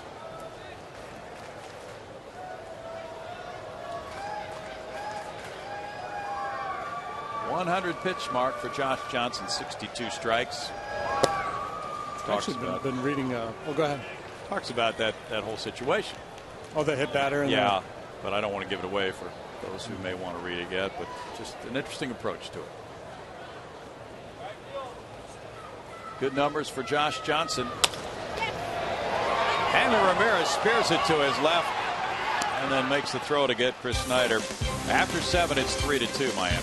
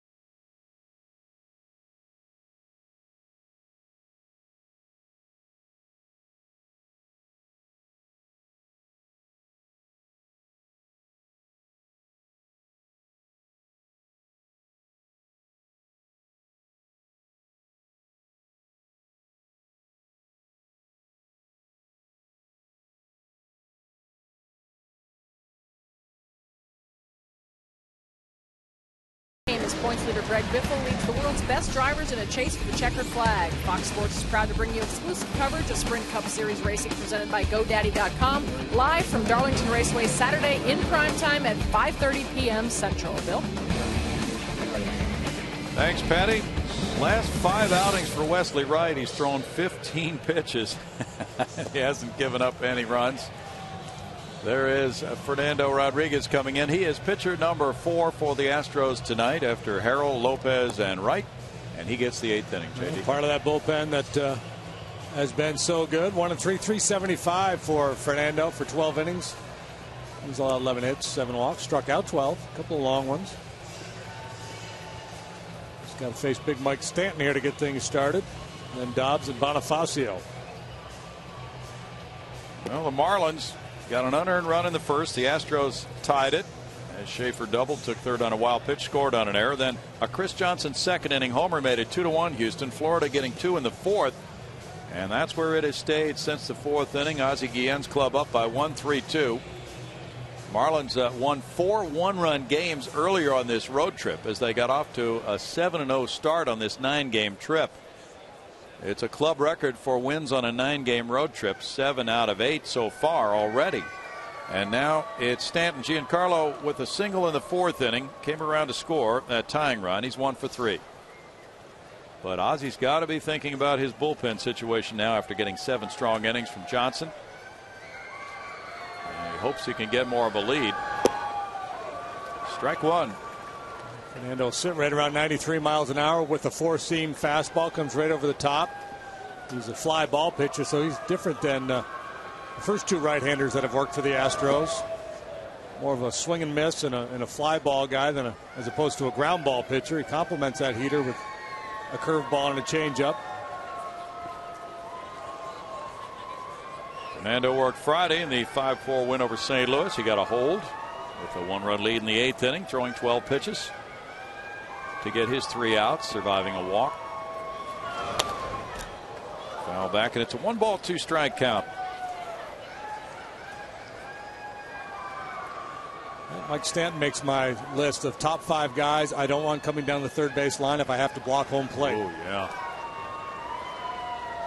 He's right there. Or Giancarlo Stanton. Yeah. Keep calling him Mike. His old name. Me too. Check swing call at first base by Jeff Kellogg. It's 2-2.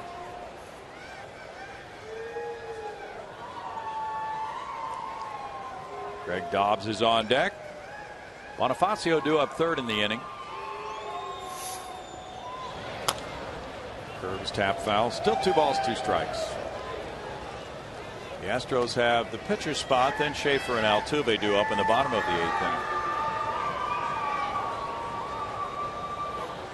Royals 4, Red Sox 3, top of the 7th in Kansas City. Bobby V's got a new scandal to deal with. Oh, what's going on now? Josh Beckett apparently played golf the other day, and then he couldn't make a start a couple of days later. Bobby V has up against it, hasn't he? Tight lat or something, and Bobby was on his weekly radio show, and the guy was grilling him about it. Bobby just didn't know where to go. You know, doesn't want to throw the player under the bus. That got him in trouble before with Euclid. But he doesn't want to come off as condoning a pitcher playing golf when he may have an injury that's preventing him from pitching. Popped up. Carlos Lee comes over. Chris Snyder is pursuing it as well. Caballo, 1 out. Yeah, managing in Japan was a good deal easier with the language barrier, probably. Wow. Can't hide behind the language now. Edward Mujica is warming up. Yeah, Japan baseball, I don't know if it's changed, but the managers over there rule with an iron fist. I remember Bill Gullickson telling stories of his days in Japan. If a guy made an error, he'd come into the dugout and they'd make him kneel on a board like for the whole inning while the team was hitting. There's another manager over there who was famous for slapping guys in the face. Yeah. Greg Dobbs is 0 for 2 with a walk. Cole Hamels, you want old school? Go to Japan. Carlos Lee tossing to Efrod, 2 outs.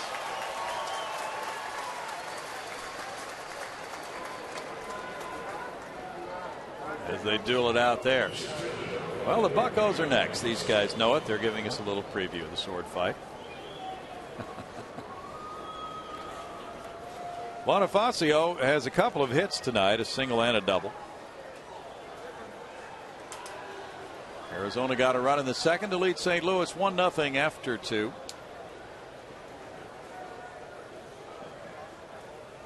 Adam Dunn hit his 10th for the White Sox. Strike to Bonifacio. Nice to see Big Adam bouncing back. Really is. He's a good guy. Good guy. He went through the ringer last year.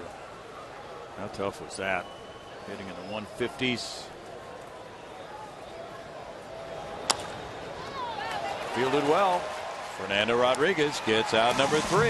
Has a 1-2-3 8th inning. Airtight bullpen so far. 3-2 Marlins.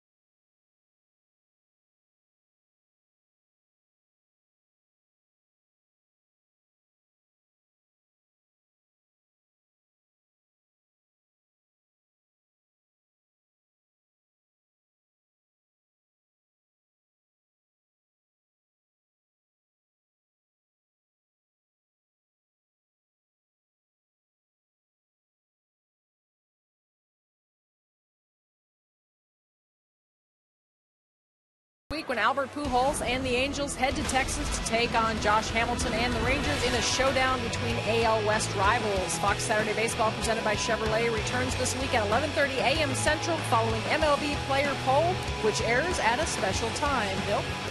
Oh, that's going to be a big matchup this week. We'll look forward to that.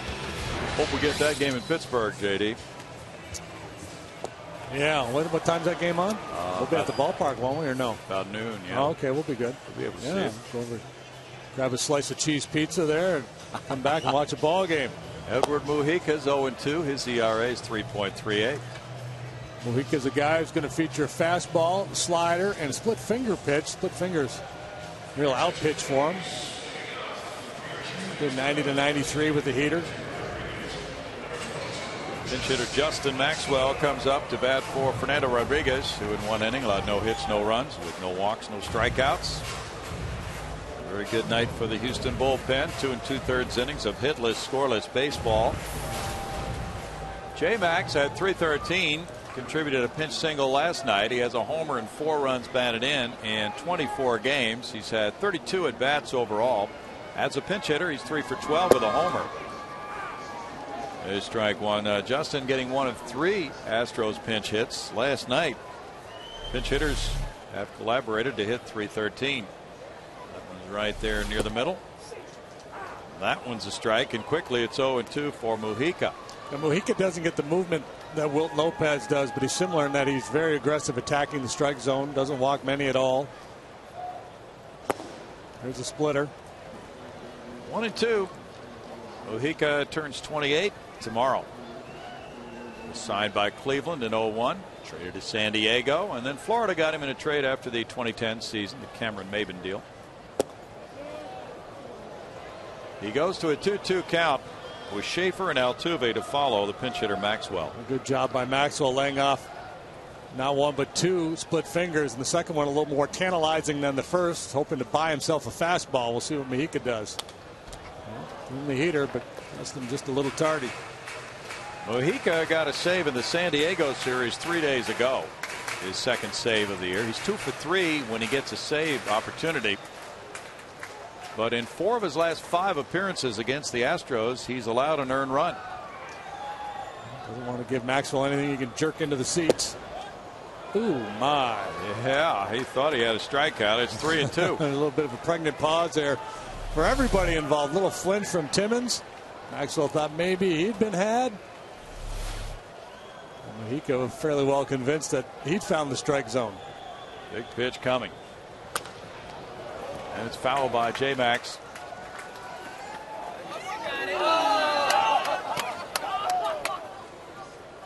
This Marlins bullpen is 1-6, lost 6 with a 3.52 ERA. 5 saves in 12 opportunities. Grounded foul. So I guess that's the $1 million question. If this game remains 3-2 to the 9th, who gets the ball for Ozzie Guillen's Marlins? Will it be Ryan Webb? Will it be Steve Cishek? Cishek has not pitched in this series. Webb pitched last night and was the loser, giving up 2 hits and a run in 2/3 of an inning. He gave up the Bogusevic game-winning double after a single by Travis Buck. Won't be Mujica because he's scheduled to bat second in the top of the inning. Grounded foul. Maxwell puts up a battle. Well, John Buck kicking the dirt behind home plate. No doubt going through his head what he wants to do here. They may feel like he can get a swing and a miss with a high fastball, but sometimes that's, it's a high risk, high reward pitch you might want to stay away from in a 1-run game. You might get a swing and miss, but if he runs into it, Maxwell capable of hitting it a long way.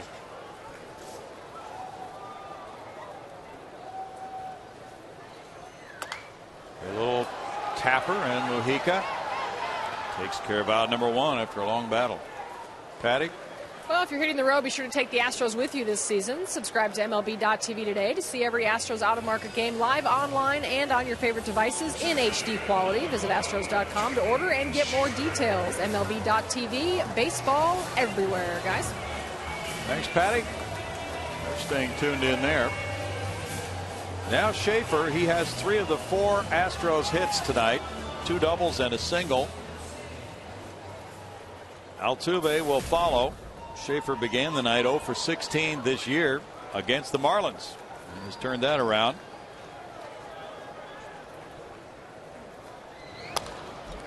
Fouls back the fastball. There's strike 1 for Mujica, making his 3rd appearance against the Astros this season. He got a blown save in Miami against Houston April 13th, giving up 3 hits and 2 runs in 1 inning. He came in with a 4-2 lead in the 8th, gave up a hit to Jed Lowry, and then J.D. Martinez took him deep with a 2-run homer. Bunted. Mujica, though, comes over and tosses him out.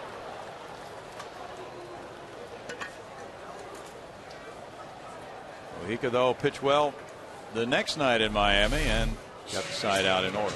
Trying to push this ball past Mujica out towards second base. If he does, he's got himself a knock, but just not able to get it there. I don't know if it's a record or not, but the last 5 outs recorded in this game have all been pitcher or the first baseman and nobody else. It's the kind of important stuff we bring to you here on Astros television. Red Myers and Reiner Cruz tuning it up. Altuve is 0 for 3. Also last year, Mujica came into a game in Houston in April and hit Bill Hall on the first pitch after Hall had slid into Hanley Ramirez. That's what I was remembering earlier. Yeah, I knew there was something.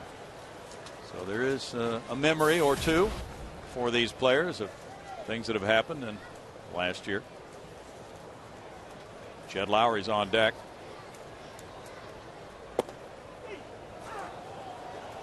It's 0-2.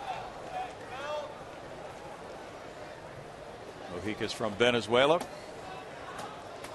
Pitched last year 67 times for the Fish, winning 9 times with a 2.96 ERA, and he walked only 14 in 76 innings last year. No balls, 2 strikes. So although Altuve's facing a lot of guys for the first time in the big leagues, a little bit of time he was here last year in this, a number of these pitchers I'm sure he's seen in winter ball. Altuve like Mujica from Venezuela. Randy Choate and Steve Cishek. They can't pitch at the same time out there. They'll scrape their knuckles together. A couple of sidewinders. Should change sides in the bullpen. They really should. Except Cishek might make contact with a wall. That's fun. 1-2. Altuve checks, and it's 2 balls, 2 strikes. So Lowry on deck, and last night Cishek came in to face, or Choate rather, came in to face Lowry. Choate the lefty, and Lowry batted right and hit a fly ball to the warning track in right field. If Altuve reaches, we might see that same matchup. Altuve hits a fly ball. Stanton back with the running catch to end a 1-2-3-8. On to the ninth, 3-2 Miami.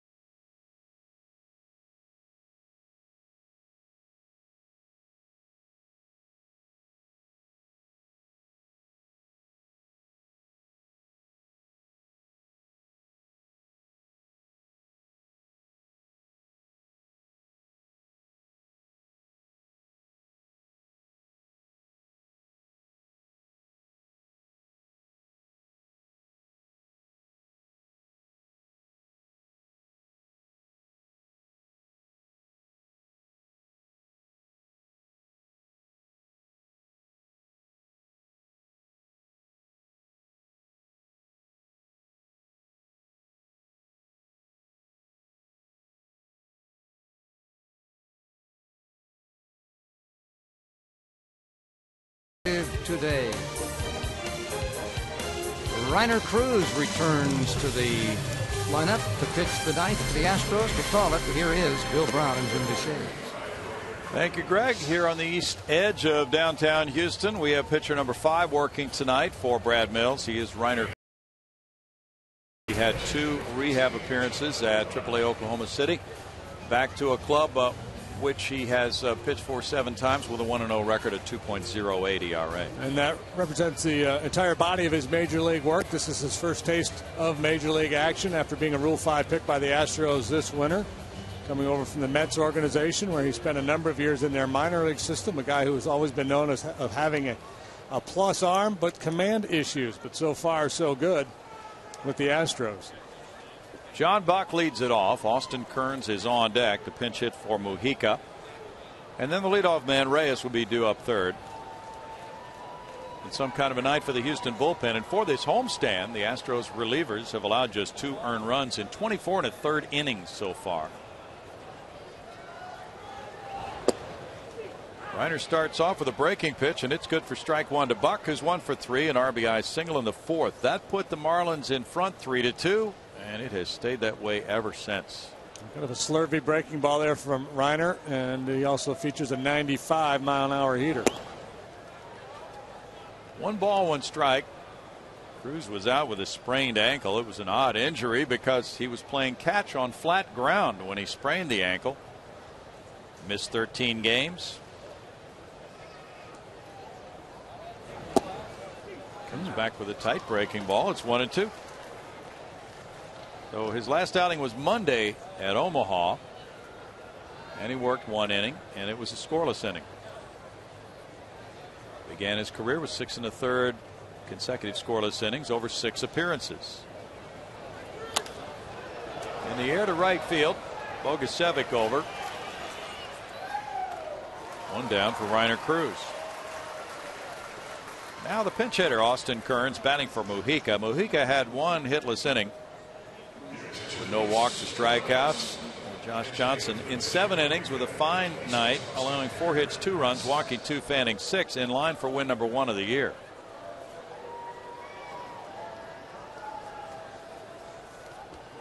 Austin Kearns, longtime Cincinnati Red, was with Washington, Cleveland, 222, 2 homers, 3 runs batted in. He's been a Yankee. Taps that one foul. He's had just 27 at bats and 1 for 4 as a pinch hitter.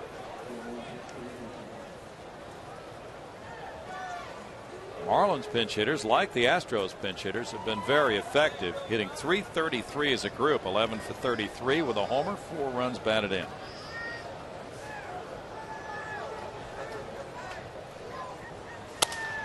That's punched on a line over Carlos Lee. It dunks into right field. A pinch single for Austin Kearns. Another broken bat. Good fastball down and away from Cruz. He catches him out on the end of the bat, but Kearns strong enough to muscle it out there for a knock. He's aboard with hands that are feeling the effects of that pitch. Jose Reyes has an RBI single, and he's 1 for 3 with a walk.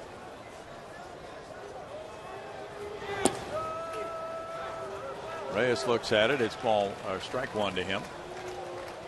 I believe I said Buck had the go-ahead hit. He had the tying hit in the 4th inning. Reyes had the go-ahead hit. Chris Johnson's even with the bag at 3rd. It'll be Lowry, Lee, and Buck due up in the bottom of the 9th. Little chop. Reiner Cruz fields it. Goes to first. That throw is always a challenge on a guy like Cruz that throws extremely hard, has a lot of movement, and handcuffed Carlos Lee, but he got the out number 2 there. Yeah, especially with speed going down the line, and Reyes certainly is a speedy guy. There's a tendency for the pitcher to rush that throw, and in so doing, the ball has a lot of tailing action sometimes. Yeah, he's stepping up on the mound, too. That complicates the issue a bit on the throw. Now Murphy. Murphy's 0 for 4. 4 ground ball outs.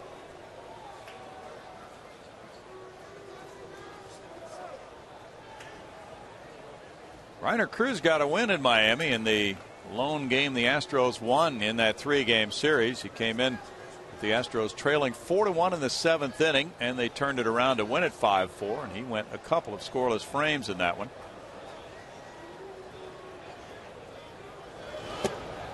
In tight for ball 1.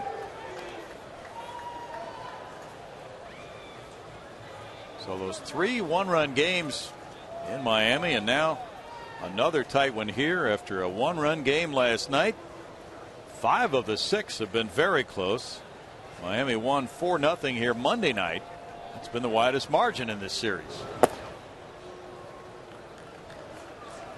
2 balls, no strikes.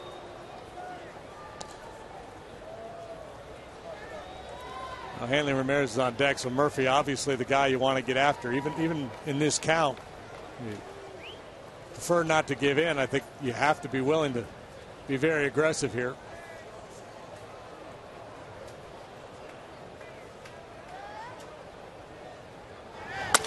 Murphy to Altuve with the line drive to end the top of the 9th. No runs a hit, a man stranded.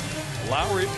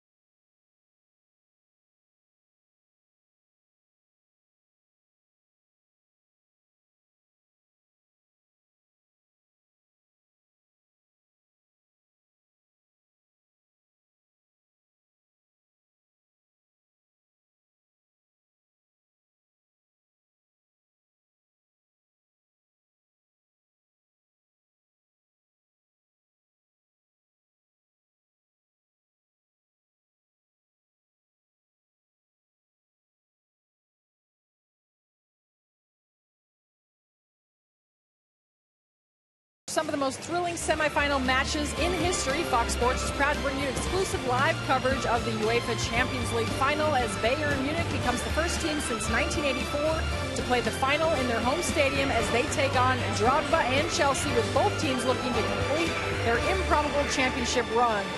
The UEFA Champions League final is live Saturday, May 19th at 1 p.m. Central, only on Fox. Brownie, we've got another new pitcher. We sure do. We've had a succession of them tonight. 5 for the Astros. This is number 3 for the Marlins. And, of course, Johnson going 7 really helped the cause for the bullpen. Now it's Steve Cishek.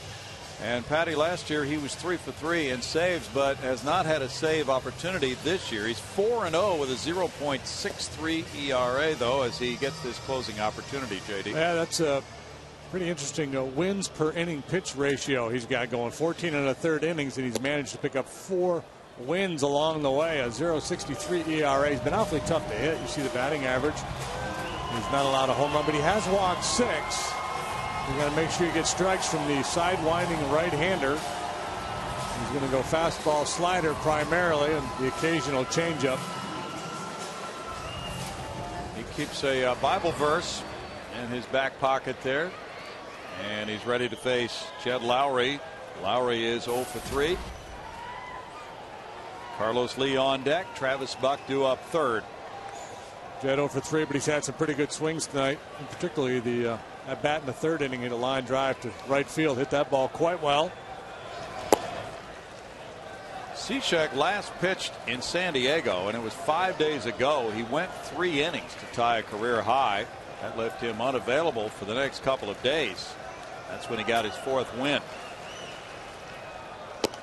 And the decision was made to move Heath Bell out of the closer's spot for the time being. leaving it up to something of a bullpen by committee, but Cishek's name was mentioned as one of those possibilities.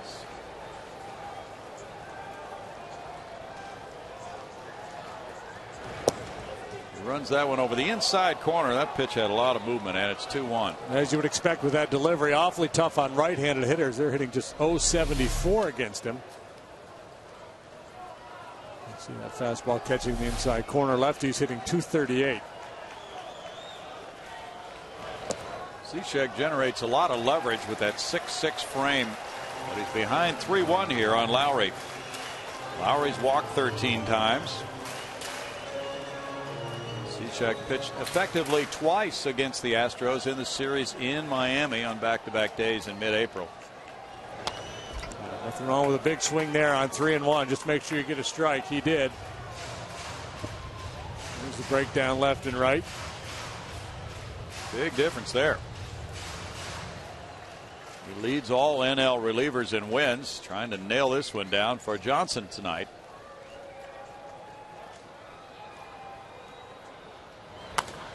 Lowry hits it in the air toward the left field line. Morrison coming over into the corner, and then he disappears from view. And wow, there he is with the he catch. got it. Right up against the wall for out number 1. He almost overplayed this ball, but ultimately able to make the catch.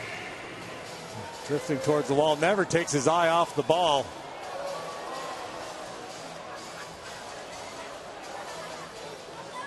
That's high anxiety right there. Especially after the fly ball he dropped when Houston was in Miami to cost them a game. Now Carlos Lee 0 for 2 with a walk.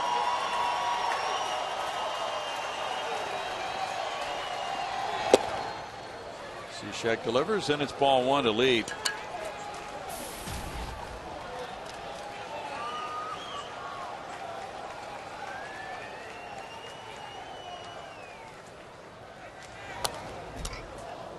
One ball, 1 strike. Cishek, a 5th round pick of the Fish in '07, is from Falmouth, Massachusetts. Went to Carson Newman College.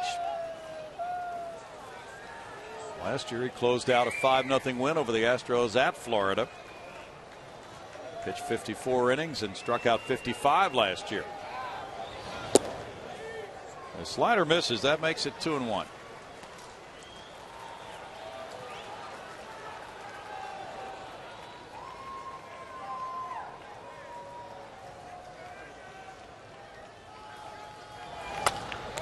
In the air toward the right field line. Stanton comes over for it, and it goes into foul territory, and that's strike 2. 2 balls, 2 strikes.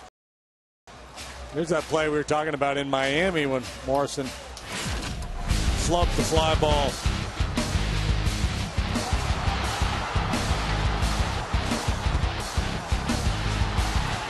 And there's nowhere to hide. And after this play, not the look of a guy that had it all the way by any stretch of the imagination. Oh, what a relief for him. Converted first baseman. 2-2 to lead. Travis Buck on deck. Carlos hits it foul again and out of play.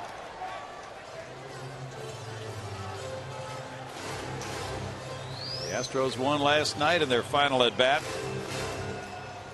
They broke a 2-2 tie in the bottom of the 8th on a Bogusevic double.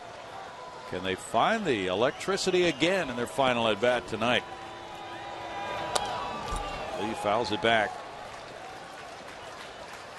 Cishek last year was his first full year in the big leagues. Converted all 3 of his save opportunities last season as he worked his way into more and more prominent roles.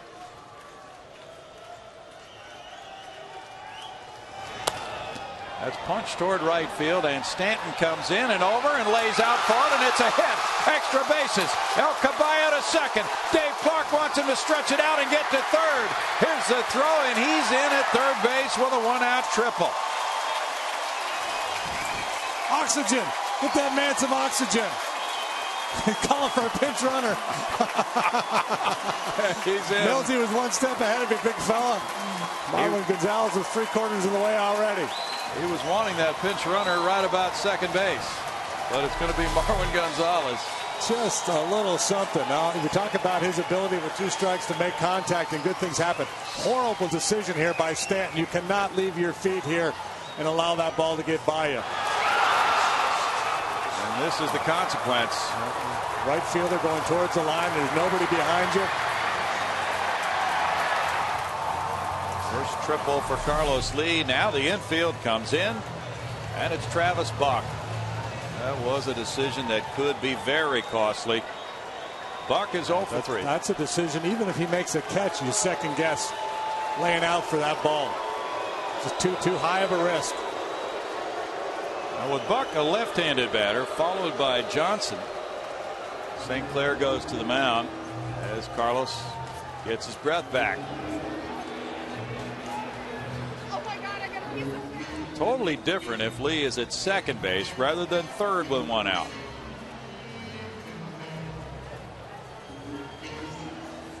So they can go after Buck with the infield in, or they can put him on, move the infielders back to halfway and play for 2. Kind of hedge their bets. Remembering that graphic on the difference between left-handed hitters' success against Cishek and right-handed. It's Gonzalez at third, and Buck ready to hit.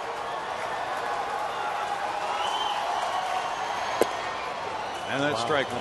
Pouring one right through there for strike 1. I'm sure Buck is thinking, well, they're probably going to see if I'll expand. They'll probably try to pitch around me.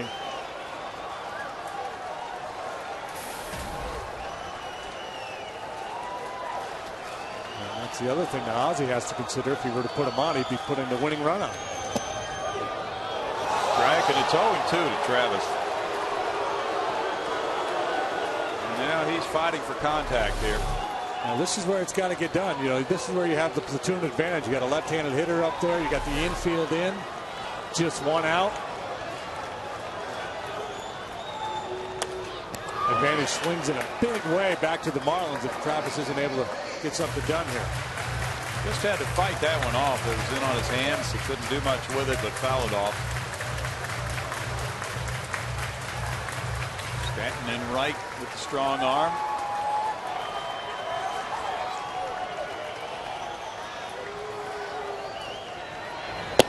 And a strikeout for Cishek takes care of out number 2. That was very big for the Marlins. Chris Johnson comes up. Well, if Cishek gets out of this, Giancarlo Stanton's going to buy him a steak dinner tomorrow night. Elevating with that fastball, the upshoot from the no sidearm delivery. Tough to get to that pitch with an uppercut swing. Got to come down from on top. Chris Johnson homered in the second. He walked in the fourth, hit a fly ball to right in the seventh. Looking at that pitch with Marwin Gonzalez at third for ball 1. Ryan Bogusevic is on deck.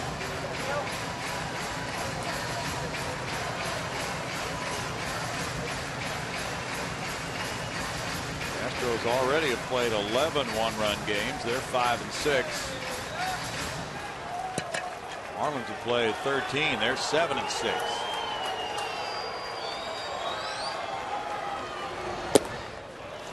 It's 2-0 to CJ, whose walk in the 4th inning was only his 4th of the year.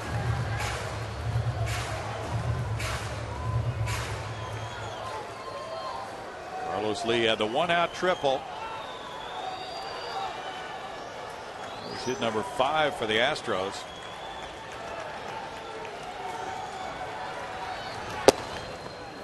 And that one was a little wide. It's 3 balls, no strikes. Could it be Bogusevic for a second straight night? Coming up with a chance to do something big. This is getting another runner ready to run for CJ. Ball 4. Johnson takes his second walk of the game. It's first and third, 2 outs, and Bogusevic. Interesting that Cishek would be that fine with a right-handed hitter in there and a lefty on deck. But this is kind of uncharted territory for him. Coming in for this save opportunity, and it's a one-run game with a man on third base. True. Bogusevic 0 for 3. Has fouled out to third and struck out twice. Last night he had that 8th inning pinch double off the wall in left that gave the Astros the 3-2 lead, and they won by that score. Now Matt Downs comes out to the on-deck circle. Snyder due up next. I guess that's what Millsy was doing, was getting Downs to grab a bat, not finding a pinch runner for CJ. Can't use all your bullets. End up in a tie game. You might play a few extra innings here tonight.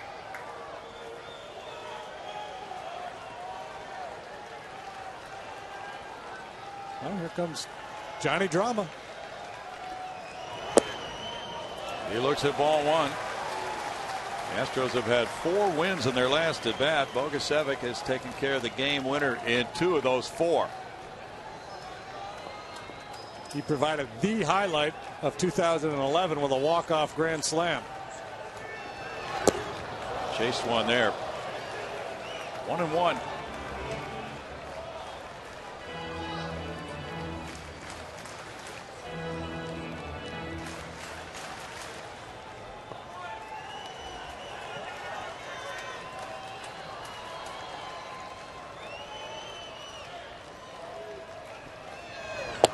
Bogusevic looks at it, and it's 1-2 to Bryant.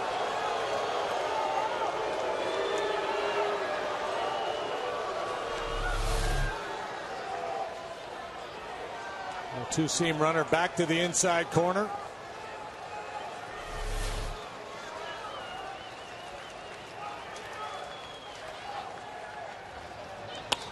He hits a line drive to left field and gets down to tie the game.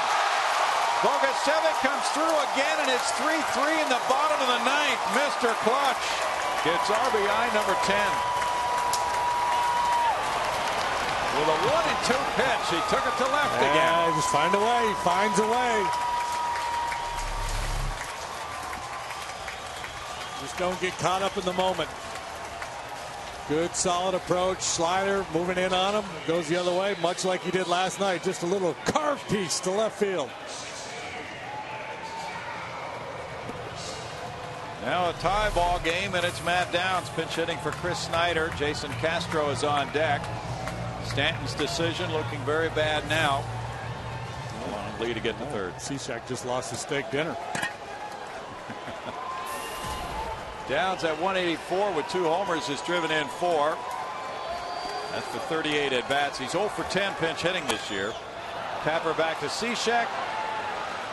And on to first to create an extra inning affair here at Minute Maid Park tonight. After 9, it's tied at 3.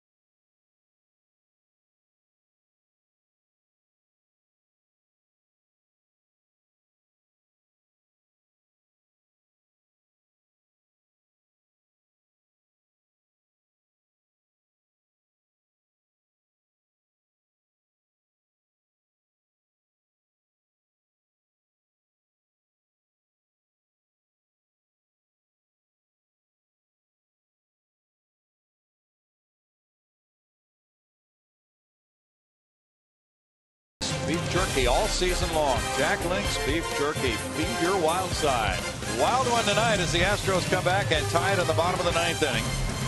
To send this one to extra frames, they had 2 extra inning games against the Marlins in Miami in mid-April. There's Matt Downs staying in the game to play first base after pinch hitting for Chris Snyder.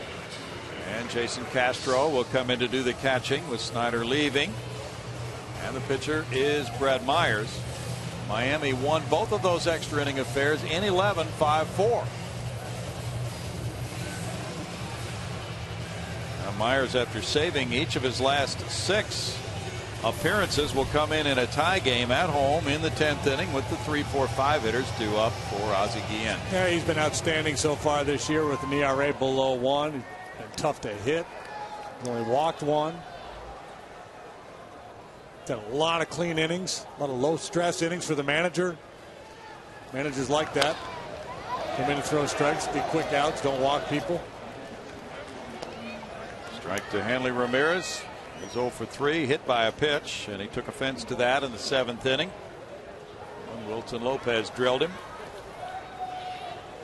To our knowledge, both sides were not warned. There was no demonstrable move by the umpires to let anybody know that they had been, but they did go out and talk to Josh Johnson. No balls, 2 strikes. Morrison and Stanton to follow here in the Marlins 10th. The Marlins 4-1 in extra inning games. The Astros 0-2. 5 of their first 30 have gone past the 9th inning. 1 ball, 2 strikes. Reiner Cruz in 1 inning allowed 1 hit, no runs, had no walks, no strikeouts, and a good return to the Astros bullpen. Myers is not allowed a run in any of his 8 save situations. Gave up a run when coming in for work at Milwaukee on the 24th of April. That's the only run he's allowed.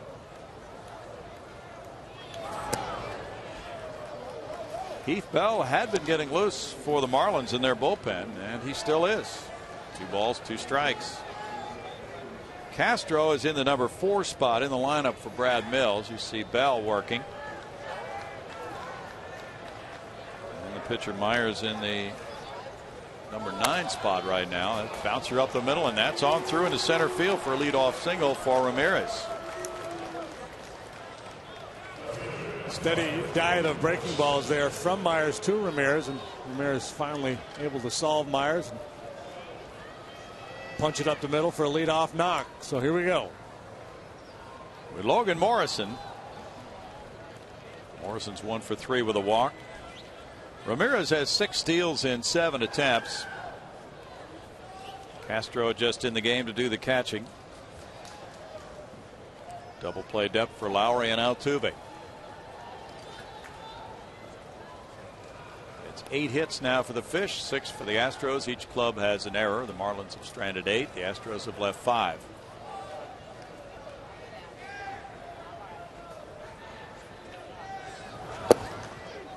Strike 1 for Myers. Myers got the save in the Astros 5-4 win in Miami on the 14th of April, and then picked up another one in the 3-2 win last night.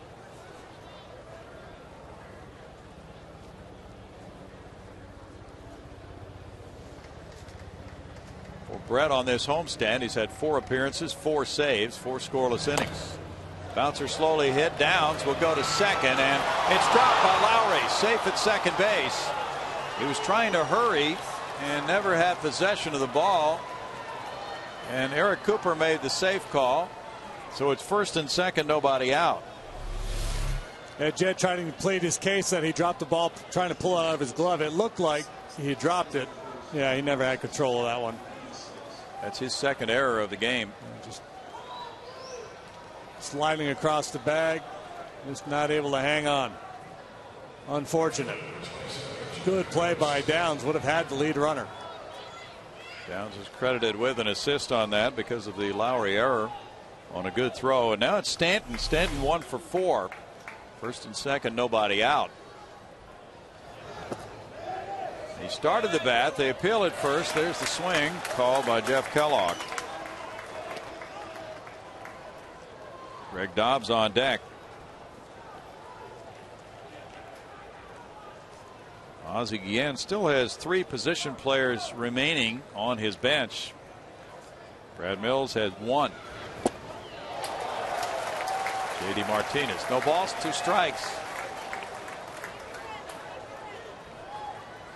Myers will be coming out for a pinch hitter in the bottom of the inning. And that would be JD Martinez to lead off then. In the air, Lowry. Yeah. Lowry back, so the infield fly is called now. And it's out number 1. At times the umpires will say infield fly, batter's out if fair. That time it's batter's out if it comes down.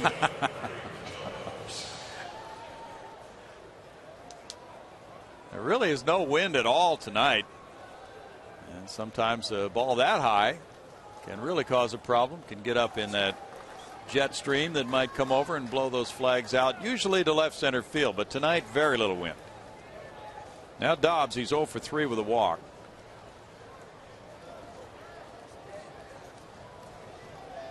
Dobbs and Myers, both former Philadelphia Phillies.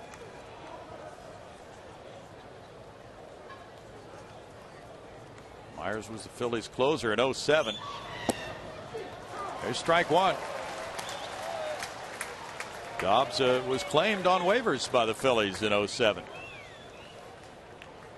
Stayed with them until he joined the Fish. Last year he hit .275 for Florida. Had a lot of work, 411 at bats. That's an uncommon number of at bats for him. Normally he's more of a spot player, but they needed him to play more last year.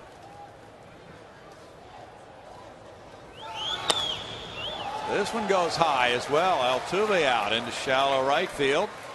And that's another infield fly. Back-to-back infield flies. 2 outs. Just tied a major league record. And now Bonifacio, he's 2 for 4. Singleton scored in the 2-run 4th for Miami.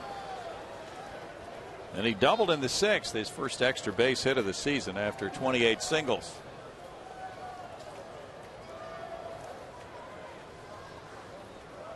Cishek is in the number 9 spot in the order.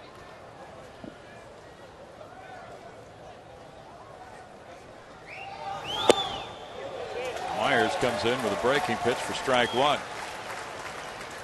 Cishek gave up 2 hits and walked a man in the 9th.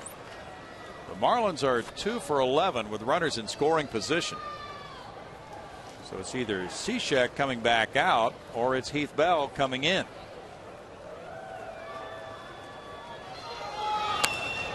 Fouled away. No balls, 2 strikes.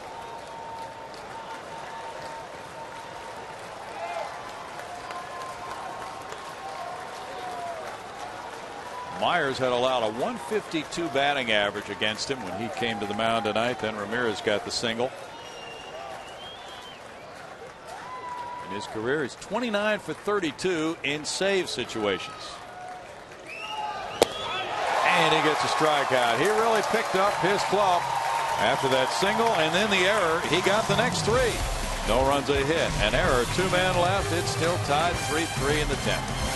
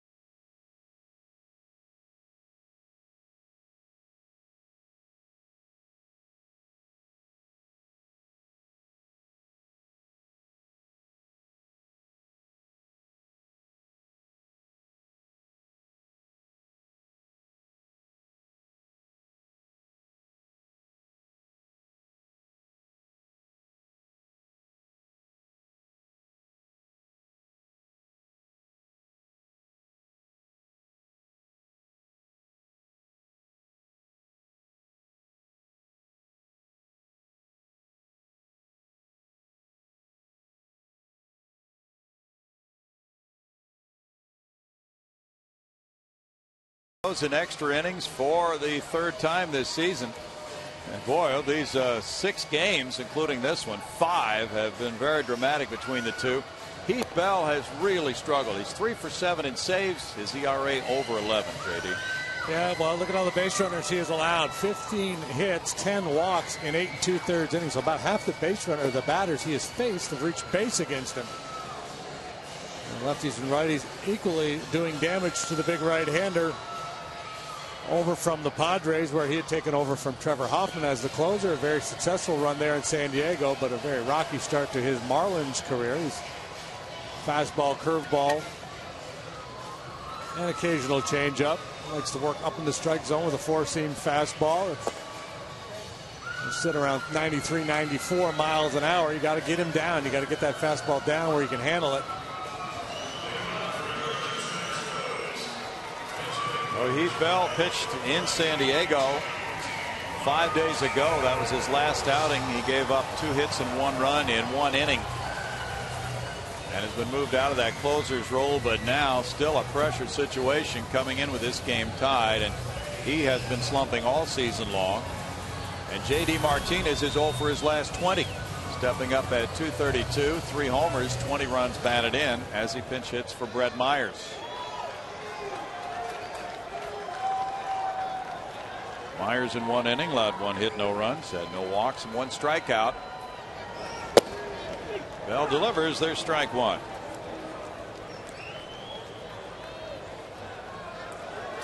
Martinez 0 for 6 in this series. He's 1 for 22 with an RBI on this homestand. He hit the first regular season homer at Marlins Park, and when he faced Bell, he had an RBI single off him. It's the only time he's faced him. It's a 1-1 count. Cishek in 1 inning, allowing 2 hits and a run, walking 1, fanning 1. Bell is pitcher number 4 for Ozzie Guillen.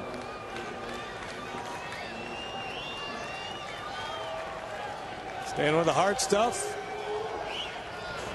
Ooh, man. 1 and 2. JD's been taking some good Well, pitches. he just caught in between. He just, he's in one of those funks where his rhythm's off and just been laid on a lot of fastballs, been fooled by a lot of breaking balls.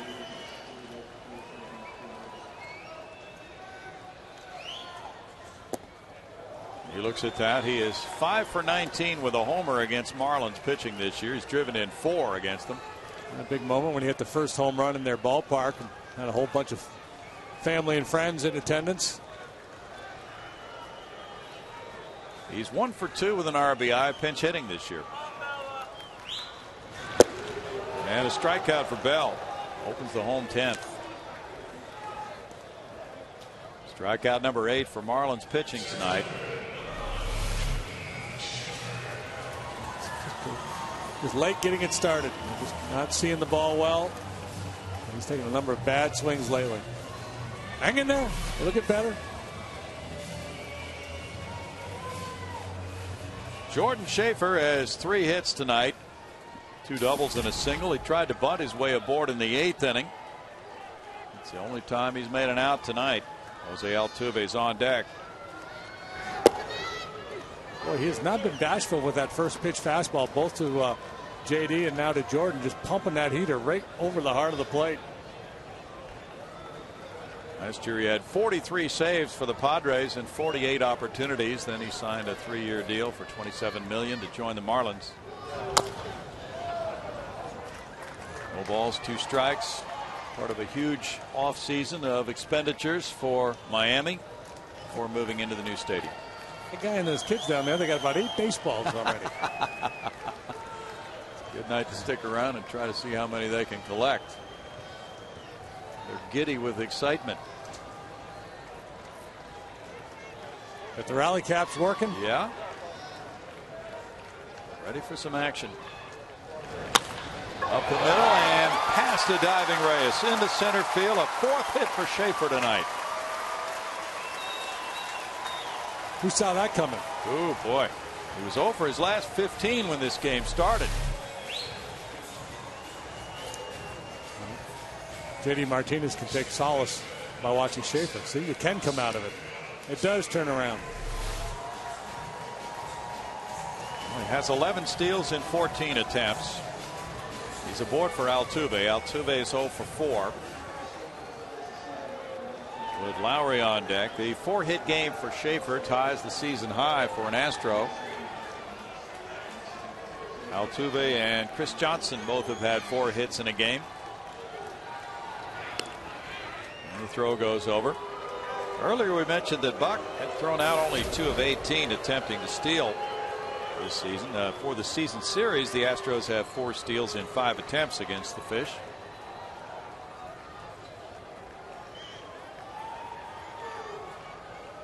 Bell at one point had 41 consecutive saves.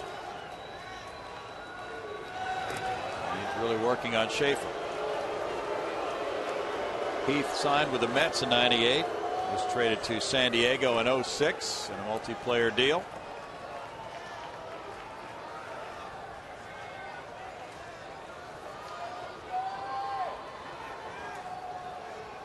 That was his 4th blown save the last time he pitched on May 4th, and that's the time that Ozzie Guillen picked to make the move in the closer role.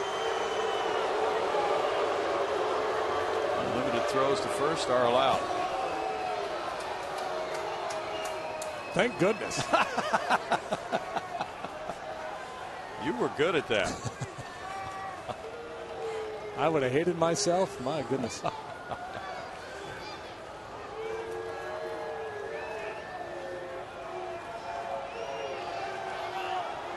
He's going. Here's a throw from Buck. Out.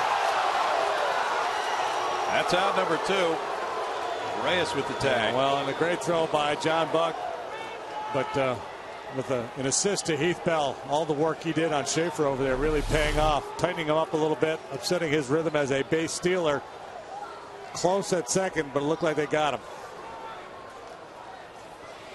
Eric Cooper with the call. Ooh, man. Really close. Yeah. Get a good look here. Hard to argue. Either way, no matter what he called, it'd be hard to argue. So close. Tagged him up around the shoulder. Pitch was ball 1 to Altuve. Altuve hits it in the air, and Stanton comes in right. To end the 10th with no runs a hit, nobody left. It's 3-3.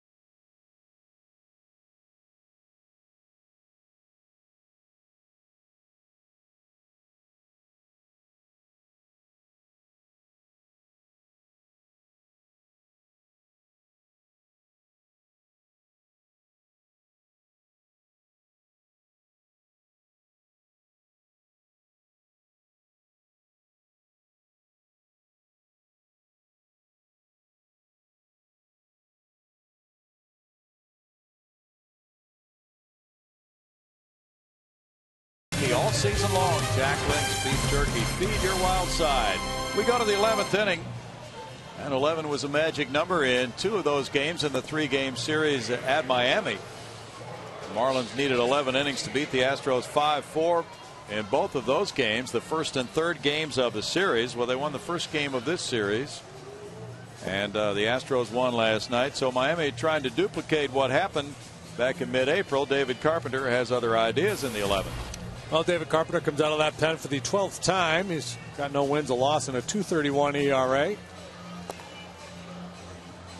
You see the rest of the numbers for the hard-throwing right-hander. Got a good cutter, split-finger pitch he likes to use to neutralize lefties. We'll see the fastball at 94, 95 miles an hour from the former catcher.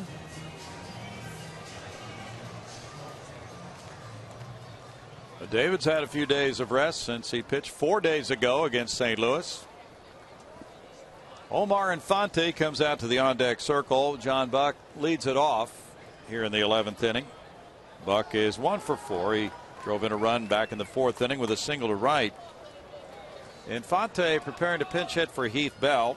And then Jose Reyes is due up third. Carpenter gave up an unearned run against the Cardinals on Saturday in his most recent outing.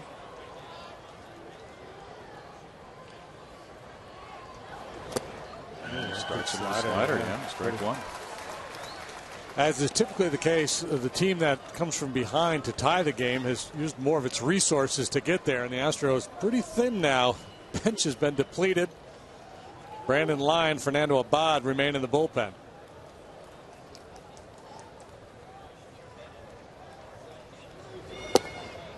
Carpenter goes to a 1-1 count. David pitched in both of those 11-inning games in Miami. Pitched 2 scoreless innings in the first one, and in the Sunday game he was the loser. He came in with a game tied 4-4 in the 10th and gave up the game-winning hit to Hanley Ramirez. 2 balls, 1 strike. Marlins as a team entered this game hitting .192 with runners in scoring position.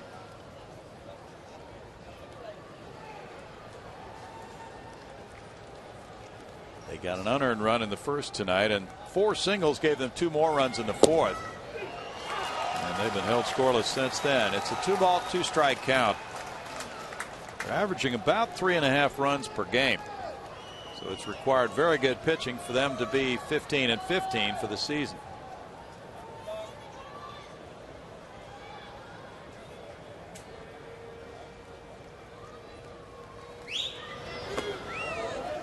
Three balls, 2 strikes. The Astros will have Lowry, Castro, and Buck due up in the bottom of the inning. Castro batting in the 4th spot now.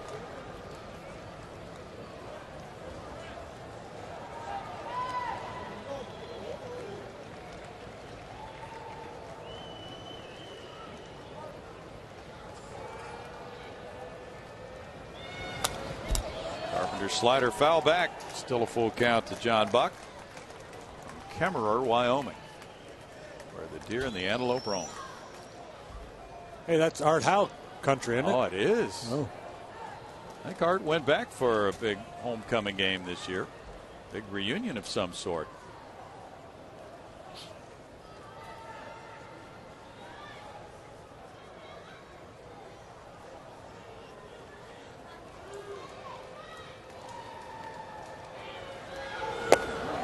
Ball 4. Buck draws the leadoff walk here in the 11th. Trying to crowd him with a fastball, hoping for a swing there from Buck, trying to just tie him up with a fastball in. That's the pitch. When you make that pitch, you realize, well, if he takes it, I'm going to walk him. And he didn't want to challenge him out over the heart of the plate. Buck's hit a couple home runs in this series already. Omar Infante now is the pinch hitter for Heath Bell. Bell in 1 inning allowed 1 hit and no runs. He had no walks and struck out 1. Infante was getting a rest tonight. He's had a bit of a leg problem. So now he's pressed into action as a pinch hitter, and there's ball 1 to him. Omar 2 for 8 in this series. He homered last night, made a couple of costly errors, and felt very bad about that because it allowed the Astros to score a couple of unearned runs in the 6th inning when Anibal Sanchez entered that inning with a 2-0 lead, and then Miami lost it 3-2. But that's uncharacteristic for him. He's a good fielder, and he's been a good hitter this year as well. 1 ball, 1 strike. Fonte's been bothered by a groin and a hamstring problem this year. He's hit a couple of home runs against the Astros, one in Miami off J. Happ, and then the other one last night. Chris Johnson's in about even with the bag at third.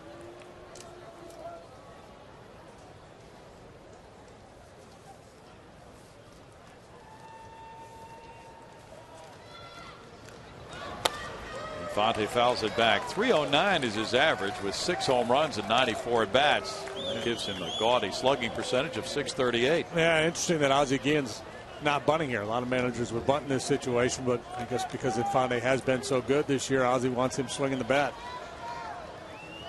He's putting the ball in the air more this year than he has in the past. And in the past, 3 to 5% of his fly balls have left the park. This year, over 15% have gone out. He takes strike 3. 1 out. Like I said, Ozzie should have had him bunting.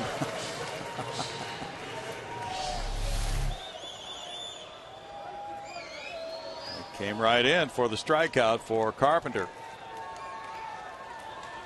Number 8 for Astros pitching. Reyes with the RBI single in the 4th inning snapped a 2-2 tie. He's 1 for 4, also has a walk and has scored a run. Tough man to double, but he actually has grounded into 5 double plays. So maybe not that tough. Maybe he's hitting one hoppers right at somebody.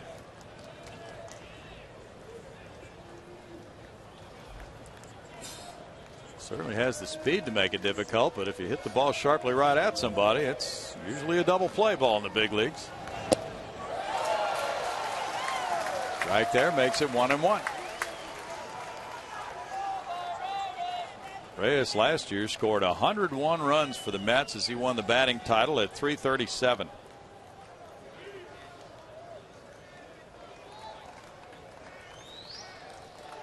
He walked more than he struck out last year, and that's the case again this season for him.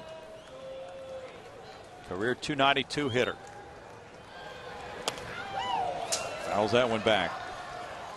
1-2. Yeah, you know, Reyes is one of those guys. You play a 3-game series with the Mets, and you'd say, that guy was on base nonstop. Yes. Multi-hit games, working walks, and of course you always notice him because he does so much damage when he's on the bases. 39 steals in 46 tries last year.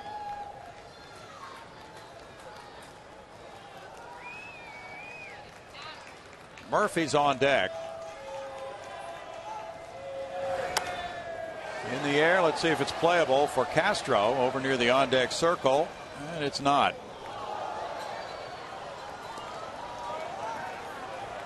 A 1-ball, 2-strike count on Reyes. Reyes 2 for 12 in this series. Marlins in this game are 2 for 11 with runners in scoring position.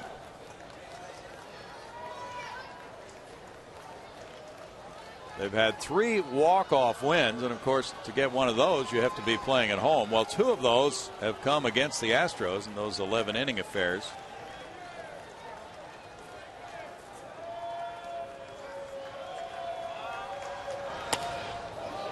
Into left field, and that'll loop for a single.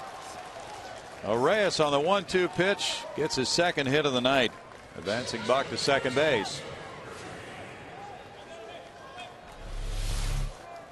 He just fights off a high fastball. Seen a number of hits like that tonight.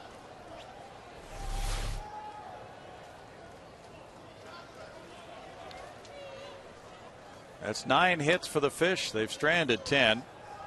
Fish started this game with a short bench because they're carrying 8 relievers. They still have Gabby Sanchez available and the backup catcher Hayes. And Buck, the slower runner, much slower, will be clogging Reyes now. And it's Murphy batting. Murphy 0 for 5.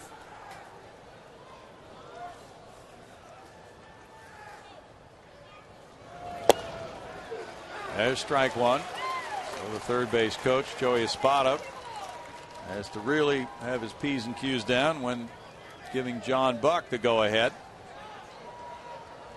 Has to know exactly all of the outfielders' arms and the situation, and Buck with his lack of speed.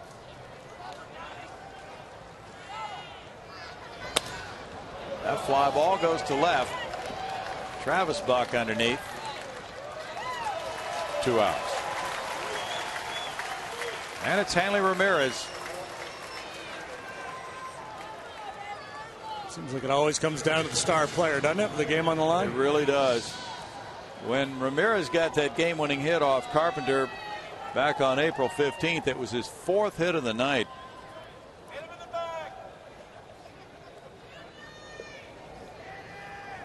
Tonight he's been on an error. He was hit by a pitch, and then he singled in the 10th, leading off.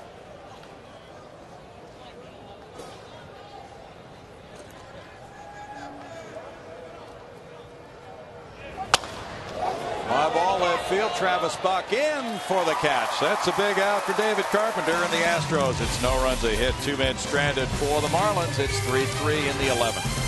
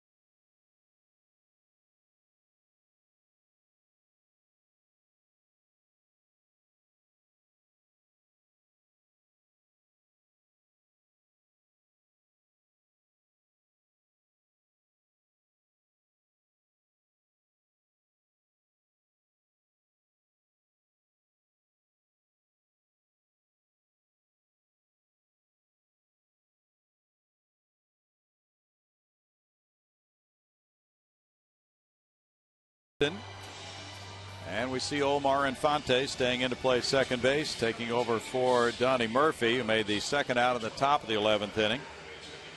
And the new pitcher is the lefty Randy Choate, who's been in 13 games with a low ERA of 1.23. Cishek, the sidewinding right-hander, and Choate's the left-hander who drops down. He's the only left-hander in the bullpen for Ozzie Guillen's group. 13 times he's gone out there for 7 1/3 innings of work. Pretty effective with that 0.80 batting average, but he's walked 5 men. Ryan Webb is warming up, a right-hander. And last night, Choate came in to face Jed Lowry. He was the only batter Choate faced in the 8th inning, and he got Lowry on a warning track fly ball to right field. Then he came out. Yeah, it was a move we kind of questioned, because being the only lefty in the bullpen for the Marlins, he used him to turn Lowry around, and Lowry's been better from the left side this year, but in his career he's actually been better from the right side. And then Ozzie didn't have a lefty available later. You know, when a straight left-handed hitter came up, and he may have the same scenario here because it's highly unlikely. Well, he's got Castro next, that's right. So he's good there. And then Buck. Yeah, so this makes more sense. Sure does. Lowry is 0 for 4. And he's made 2 errors. Tough night for Jed. One of very few tough nights he's had for the Astros. He's been magnificent this year.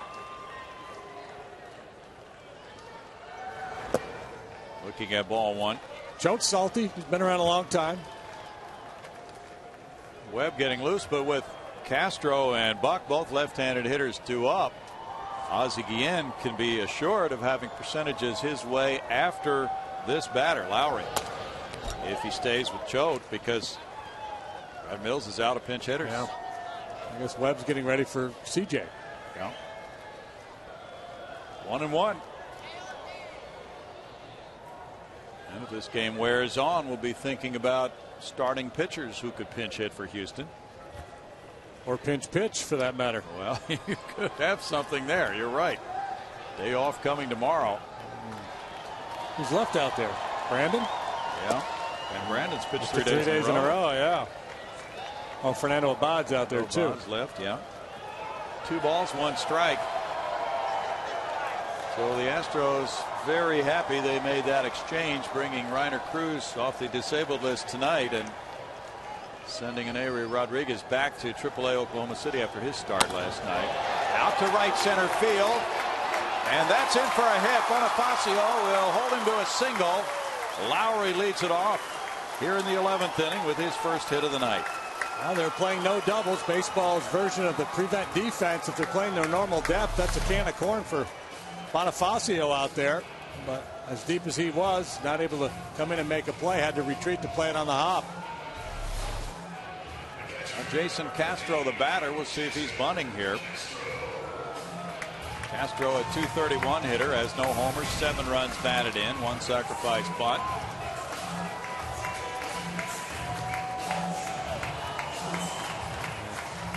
Decision time now for Ozzie. Do you play straight up double play depth, or do you cheat your second baseman towards the hole a little bit, try to take that away? Because if he gets a base hit through the hole, we're going first and third here. Jason had squared to bunt early, and then the throw went to first. Left-handed batters 1 for 17 against Choate. That's enough to ask you to have a left-handed hitter drop a bunt down, isn't it? Sure is.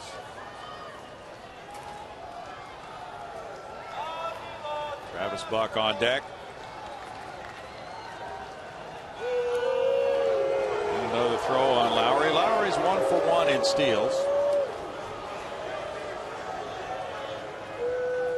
Castro is 2 for 12 against left-handed pitching with 1 RBI.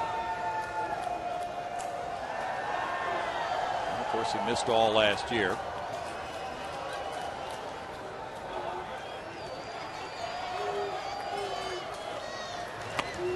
He bunts it foul.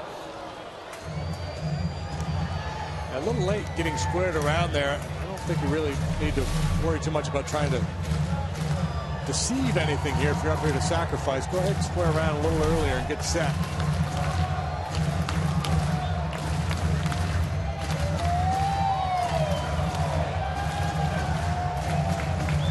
About this time of night, the true fans that have remained are starting to really enjoy themselves.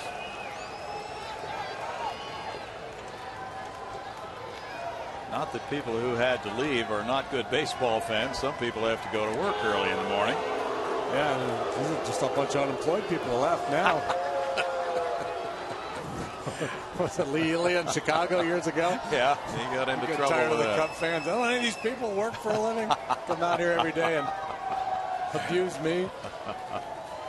Well, you'll find that there will be a few people down there who have to get up at 4 o'clock in the morning, but they're not going to leave an extra inning game. You never know. You never know what you're going to miss. Nope. Bunted foul again. Speaking of which, 11,000 and change in Baltimore last night. So a lot of people missed the opportunity to watch Josh Hamilton make history. Didn't they, though? He was hitting bombs to center field. Castro unable to get the bunt down, and see if they keep it on with 2 strikes. Might as well. Castro is bounced into 1 double play. Travis Buck on deck. And Chris Johnson.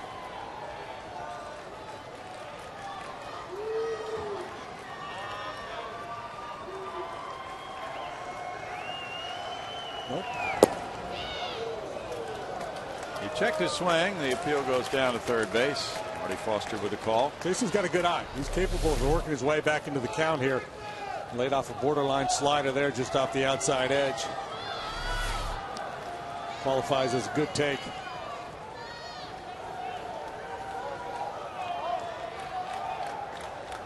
The Marlins are traveling to their home in Miami after this. They'll have a day off tomorrow.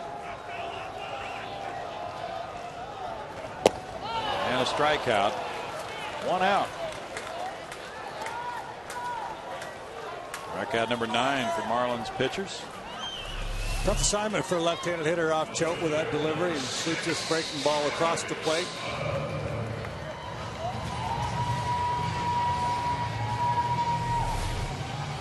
Travis Buck, another left-hander to try to surmount the odds against Choate. Done so well against the lefty hitters this year. Buck is 0 for 4 tonight with 2 strikeouts and a double play ball. Came into this game with a 4-game hitting streak. Chris Johnson's on deck. He's showing bunt as well, and it's ball 1.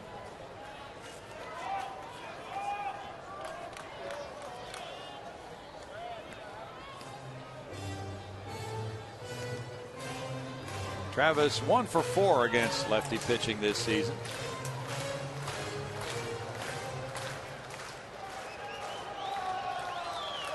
Hanley Ramirez even with the bag at third.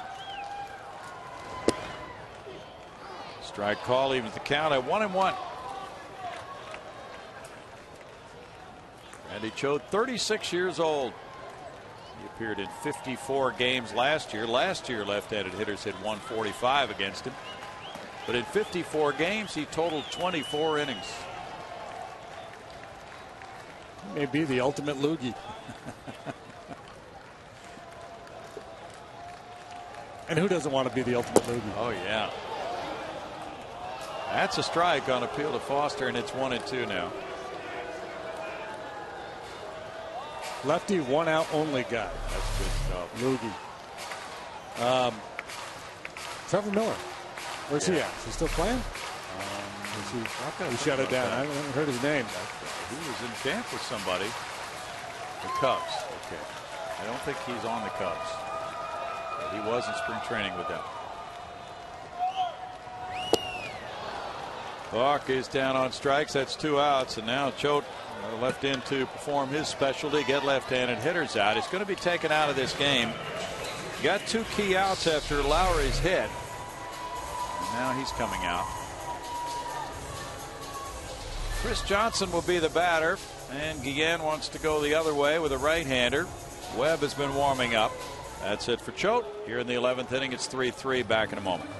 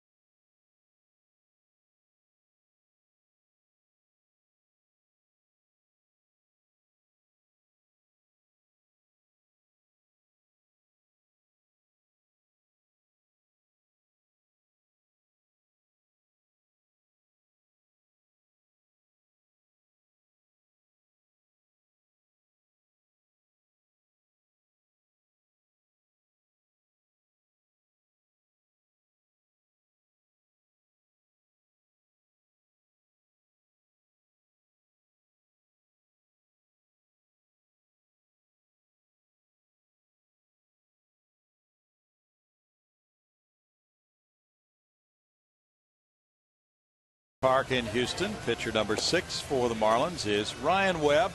Webb has 1 win, 1 loss, an ERA of 3.07. He got that loss last night, JD. Yeah, I like the way he throws the ball, though, Brownie. He's got good stuff. You've seen him reach 95 miles an hour. Got a power sinker, hard slider.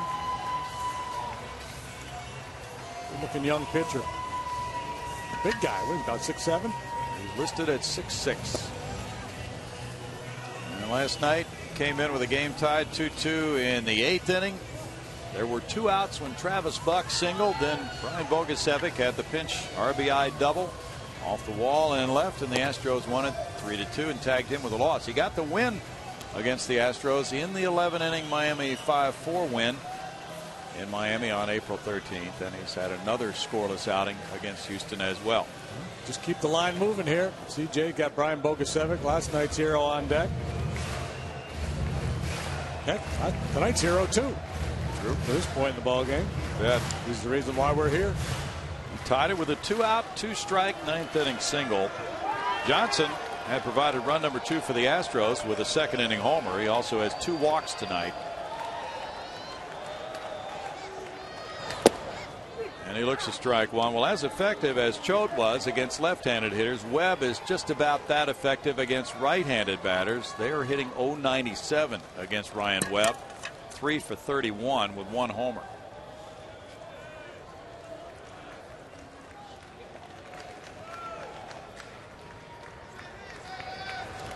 That's a fly ball to left field. Morrison back to end the 11th inning with no runs a hit, and the man stranded after 11. It's still tied at 3.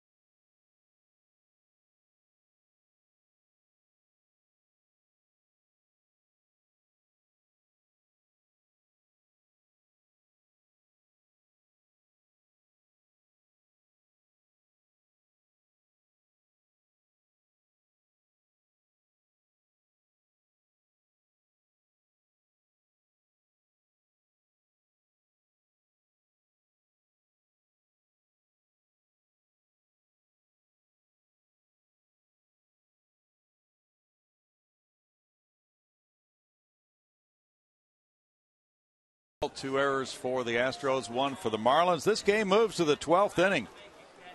And David Carpenter, pitcher number 7 for the Astros, facing Logan Morrison, who caught that fly ball to end the 11th inning, hit by Chris Johnson.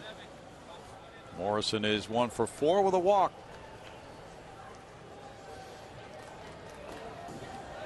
Chris Johnson moves in a little bit at third, almost even with the bag. Well, just a few days ago, the Red Sox and the Orioles played 17 innings, and they ended up with position players on the mound for both clubs. Both of those guys got the decisions. First time in forever that had happened. I think it was 1925, believe it or not. And that was only an end of the season frolic. Ty Cobb pitched for Detroit. Don't remember who the other position player was. There is strike one. Ball one, rather. 1 ball, 1 strike to Morrison. Ty Cobb, when he pitched, he'd throw at you and then he'd charge you. That's how irascible that fellow was. Stanton is on deck, and Dobbs is due up third here in the 12th inning for the Fish.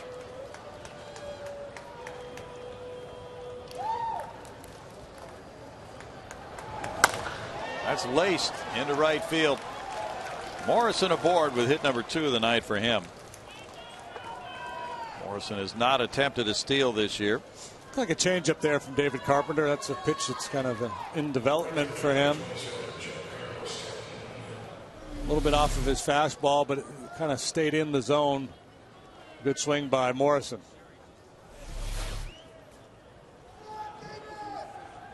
Giancarlo Stanton singled in the 4th and scored. He's 1 for 5. Chris Johnson deep, close to the line at third. Yeah, Astros, like the Marlins, in the bottom of the last inning, playing no doubles. It burnt the Marlins with Lowry's base hit, but it paid off when Morrison was able to track down that fly ball off the bat of CJ at normal depth. That might have gotten over his head to the wall.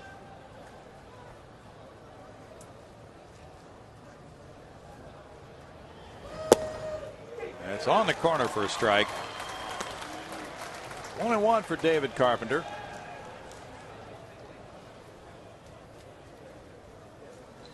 David moved into some interesting situations last year for the Astros. A converted catcher. He pitched in 34 games. He had a save in 2 opportunities. Worked 27 innings, struck out 29 last year. And the Astros are really thinking that he could have a huge future after being a catcher at West Virginia University. He was all Big East in 06. That was the year the Cardinals drafted him in the 12th round. The Astros got him in a trade for Pedro Feliz in August of 2010.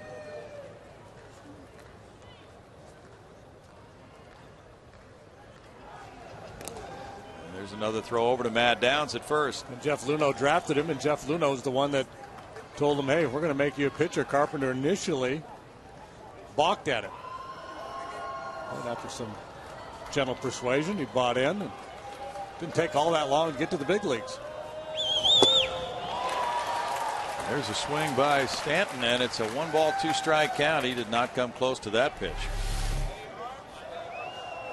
Good tilt on that slider.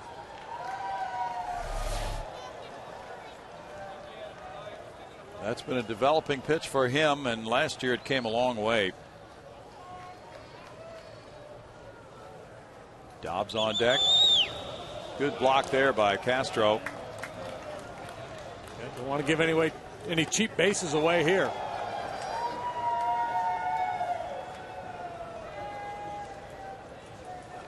It's been Harold, Lopez, Wright, Fernando Rodriguez, Cruz, Myers, and Carpenter for Houston. 6 pitchers have worked for the Marlins. Total of 13 in this game. Just off the plate, Stanton looks at it for ball 3, and it's a full count. He can't take that pitch again, can he? Boy, you'd think probably not. He's walked a hit. He's walked 9 times this year, so that might be a test for him. Get late in a game like this, you want to do something heroic. You want to go swing the bat. Morrison doesn't have a big lead at first. He's not going. It wasn't as close, but good patient approach there by Stanton to work the walk. First and second, nobody out now. That's the 4th walk for Astros pitching tonight. Now Greg Dobbs is looking at his third base coach to see if the bunt is on. Dobbs is 0 for 4 with a walk tonight. Bonifacio on deck. And Chris Johnson looking in at the Astros bench to see how the Astros are going to play it defensively. Dobbs does not have a sacrifice this year. And Ozzie wasn't bunting in the top half of the 11th after the leadoff walk to Buck. He had Infante up there, and Infante was swinging away, ended up striking out.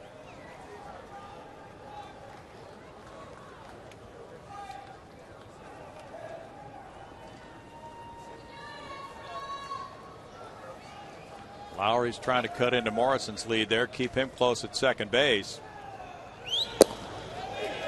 And that strike 1 call.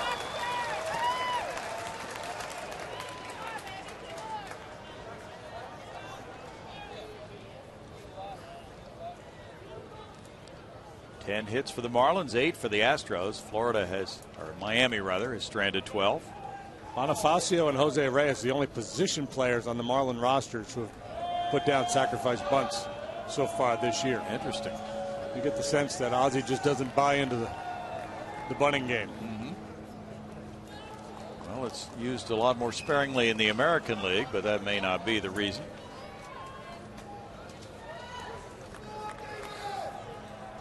Last sacrifice bunt for Dobbs last September 4th. Yeah, I have no idea how good of a bunter Dobbs is. That's the other thing. Situation sometimes calls for a bunt, but if you don't have the right guy in the batter's box, Sometimes it's a bad idea to try it. Fouls it back. I just get the sense, though, that Ozzie, from the comments that I've read, he's just kind of a laissez-faire man. Go get him, boys. I don't think he likes to put on a lot of plays. And another issue, too, is the bullpen situation. One run might not be enough for his bullpen to hold the lead. Has a chance to play for a bigger inning here.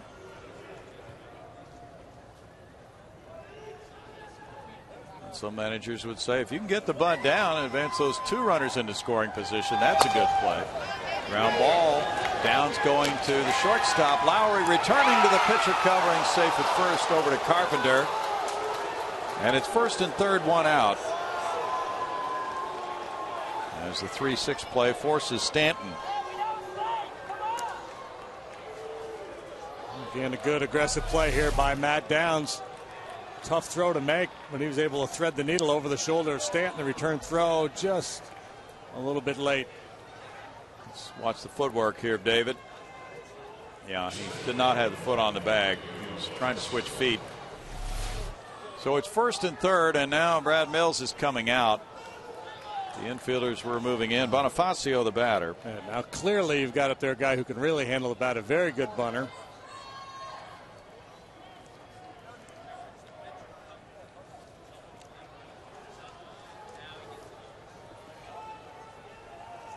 Good bunter, tough to double up with his speed. Bonifacio tonight has 2 hits, a single and a double in 5 at bats. He has struck out 30 times this year. That would be great for the Astros.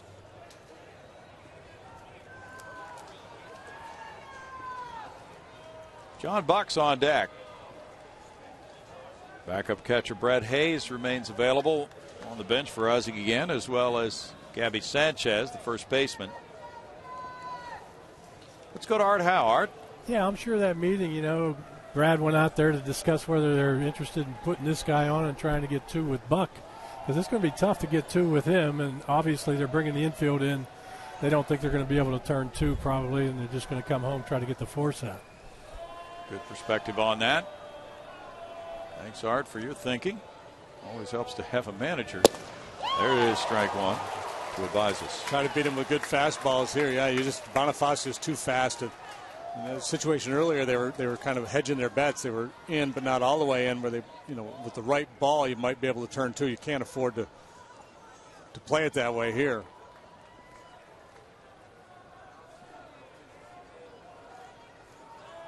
It's Logan Morrison at third base. This is where you really like those power arms in your bullpen, where you just keep the ball out of play by striking people out.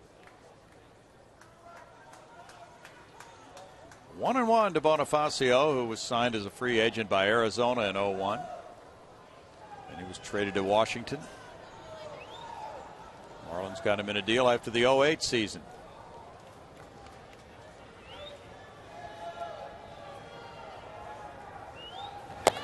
He chased one there. 1-2.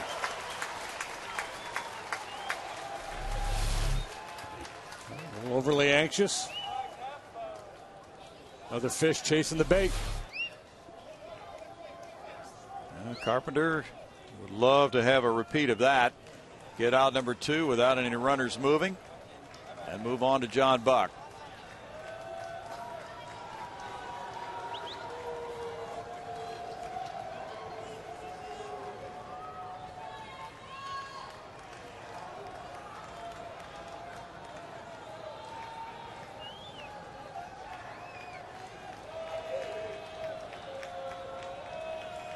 Going with the gas.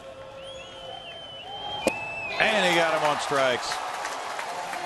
2 outs. Well, that's a bad AB there. Not able to make contact in that situation. They love it. And David Carpenter rises to the challenge and blows the fastball right by him. Now the infielders drop back. Marlins are 2 for 16 with runners in scoring position, and it's John Buck batting. But he got one of those 2. That was an RBI single in the 4th. He's 1 for 4 with a walk.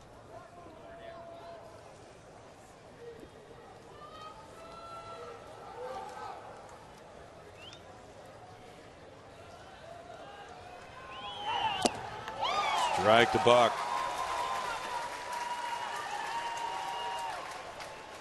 Morrison opened the inning with a single. Stanton walked. Forced play at second. It was first and third, 1 out. Now first and third, 2 outs for Buck. Astros have Bogusevic, Downs, and the pitcher spot due up in the bottom of the inning. Carpenter might get the game-winning hit, the former catcher. Wouldn't that be a story? It would be. 1-1.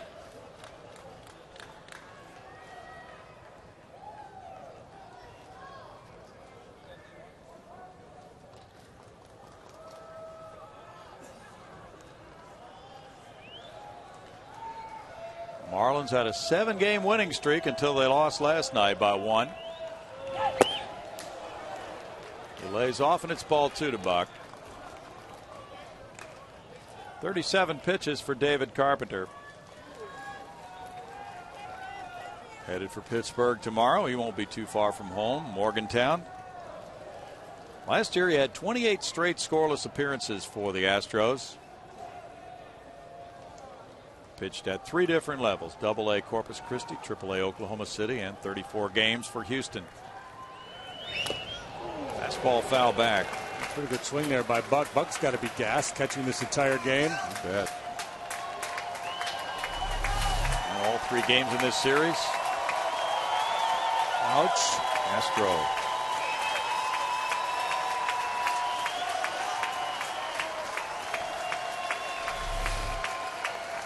Buck's caught 28 innings in 3 days so far. I'd rather not go 3-2 here.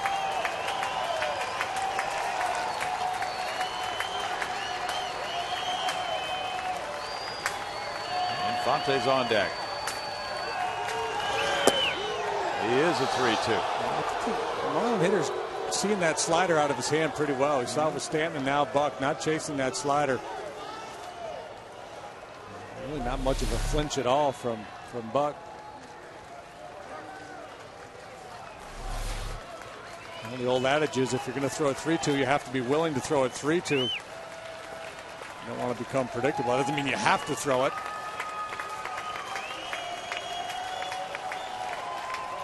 Carpenter gets another baseball from Castro. I just thought if you would just lock a hitter up if you just threw an Ephus pitch right now. Oh, I mean, you just twist them up in knots. Nobody has the guts to do it. Nope.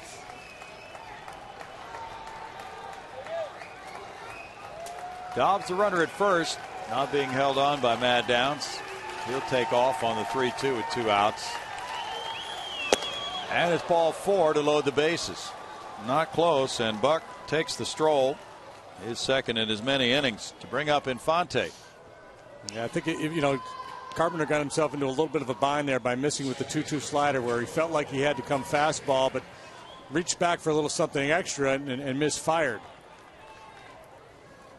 Deep breath from Brad Mills. It's amazing. And it's a routine Wednesday night in May, but when you've use all these pitchers and all these players and played all these innings, battled over every out, how it takes on a little bit different feel. You bet.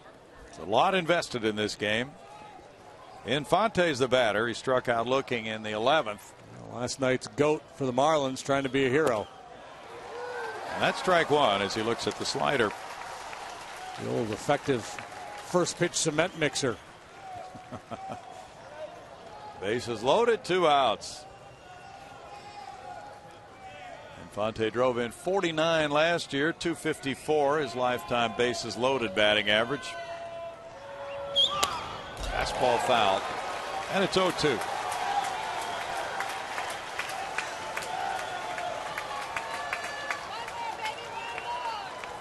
Morrison led it off with a single.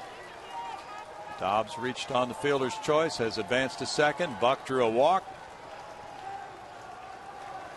The Marlins as a team are hitting 167 with the bases loaded. And what you don't want to do here if you're David Carpenter is let Infante back into the count. Be aggressive here, 0-2, 1-2. Try to put him away early.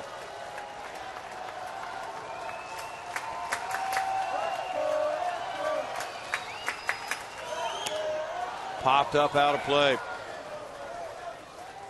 Infante signed with Detroit, was traded to Chicago and then on to Atlanta Florida got him in a trade for Dan Uggla. And last year, his first with the Marlins. At 579 at-bats and a good season. Had 7 home runs all of last year. He's got 6 already this year. He reaches out and hits the slider into center field. That'll score Morrison. And now Dobbs comes to the plate, and 2 runs coming in to give the Marlins a 5-3 lead. Infante with a 2-run single to center. It's a dangerous pitch. I hate to second guess pitch selection. Just when you're 0-2 and you throw that breaking ball in the strike zone, the hitter's staying back. He doesn't want to get fooled, so you're less likely to fool him with a breaking ball and 2 strikes there. Not that you can't throw him a slider in that situation, but I don't know if leaving the breaking ball in the zone, that's obviously probably not what he wanted to do. Now it's Jose Reyes. He has 2 hits, an RBI, and a walk. That's ball 1. Buck went to third on that hit. So Infante drives in a couple, and he's been the player of the year so far for the Marlins. Got 15 runs batted in. They're going to put him on the pitchers on deck. Ryan Webb. Yeah. So this is going to force Ozzie to let Webb hit or use Gabby Sanchez and then go to somebody else in that pen. But I think he likes Webb to pitch the bottom of this inning. I would. Got a 2-run lead. The other options are Rosario, Godin, and Hatcher. Well, Ozzie was suspended when the Astros were in Miami in mid-April, so did not manage that 3-game series. But Chad Godin wound up batting in one of the games and pitched 3 innings because there were 4 different relievers unavailable at that time. As Joey Cora was the skipper of the club then. Now it's Webb.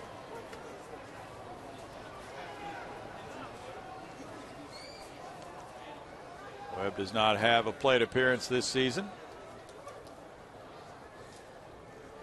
Bases loaded, 2 outs. No strike one, right? Hey, trying to make the most of his opportunity here. Ozzie Guillen probably, hey, just don't get hurt, pal. Webb is 0 for 1 in his career. 50 pitches for David Carpenter.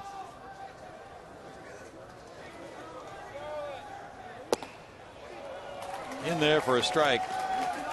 No balls, 2 strikes.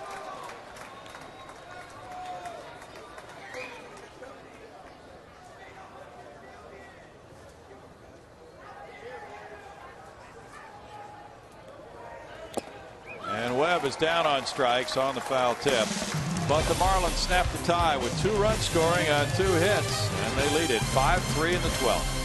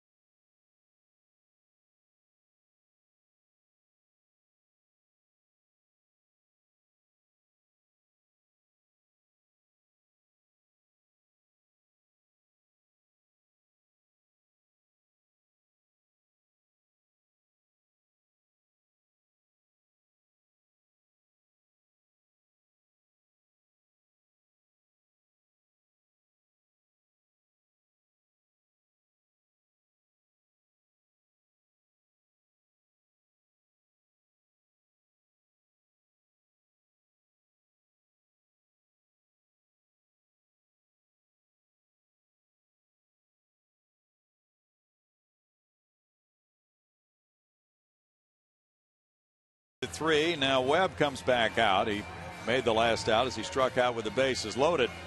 But Webb can be the winner for the second time this year.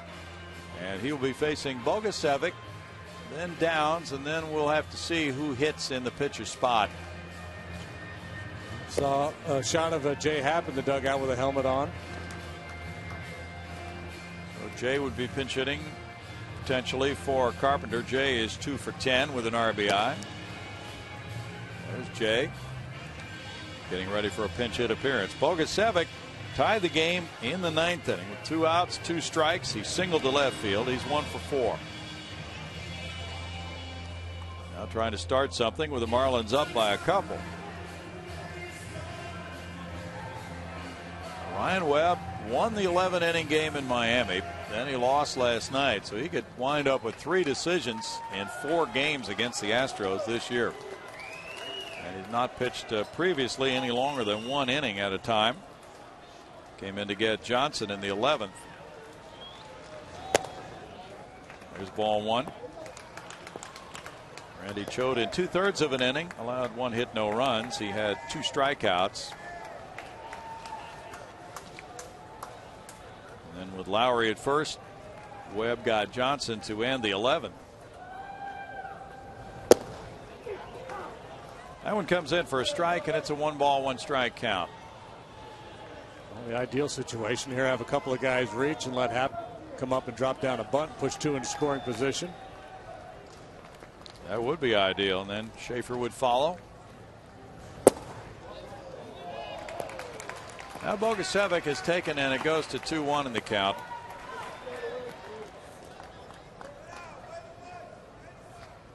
The Astros have used all their position players earlier, and there were 5 on the bench who have been utilized.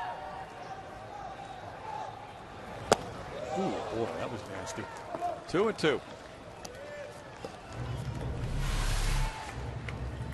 Change up. And a beauty. He's thrown a couple of those. Now Dobbs is backing up at first.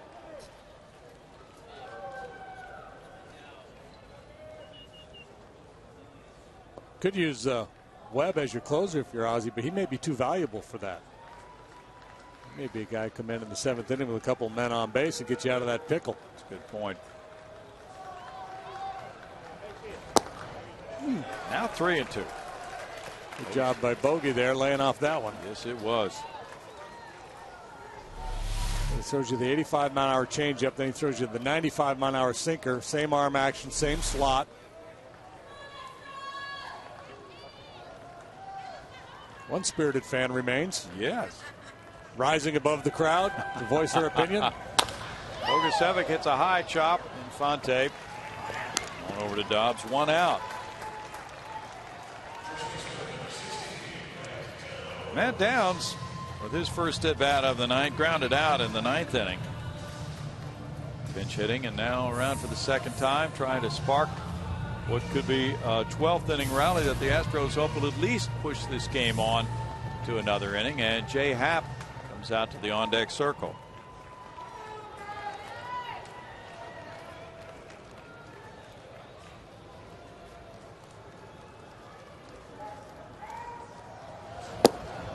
Strike 1 for Webb. Webb is pitcher number 6 for Ozzie Guillen. The Astros have used 7.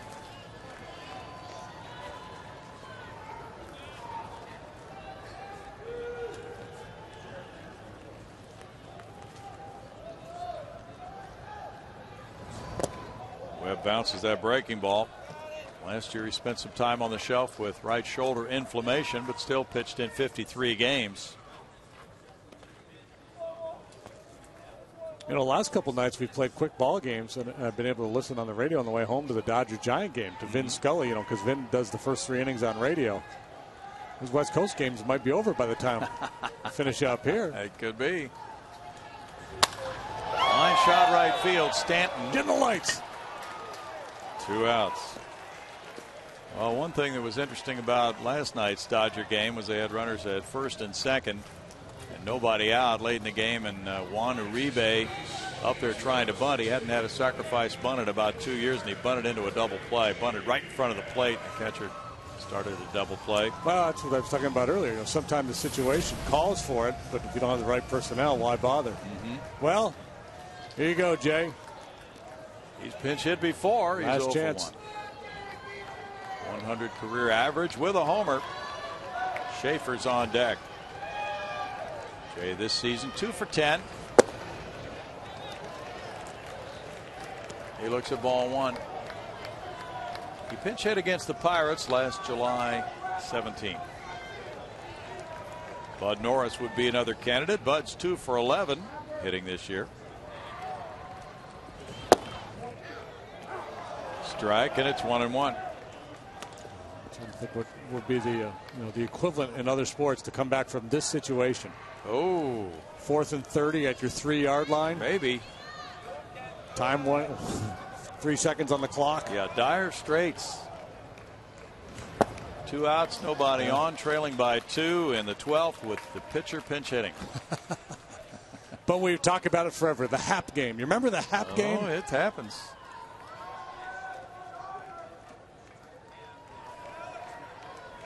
Bonifacio over in left center field.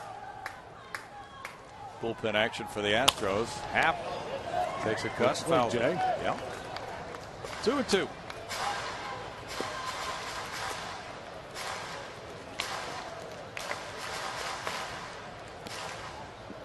A week from tonight, a brand new homestand begins with the Milwaukee Brewers here for 2, followed by Texas for 3 and the Cubs for 3.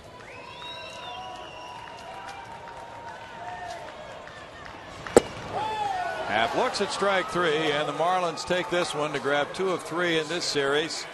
Another extra inning battle, and the Miami Marlins have won all 3 extra inning games from the Astros. They take this one in 12. Final score: Marlins 5, Astros 3.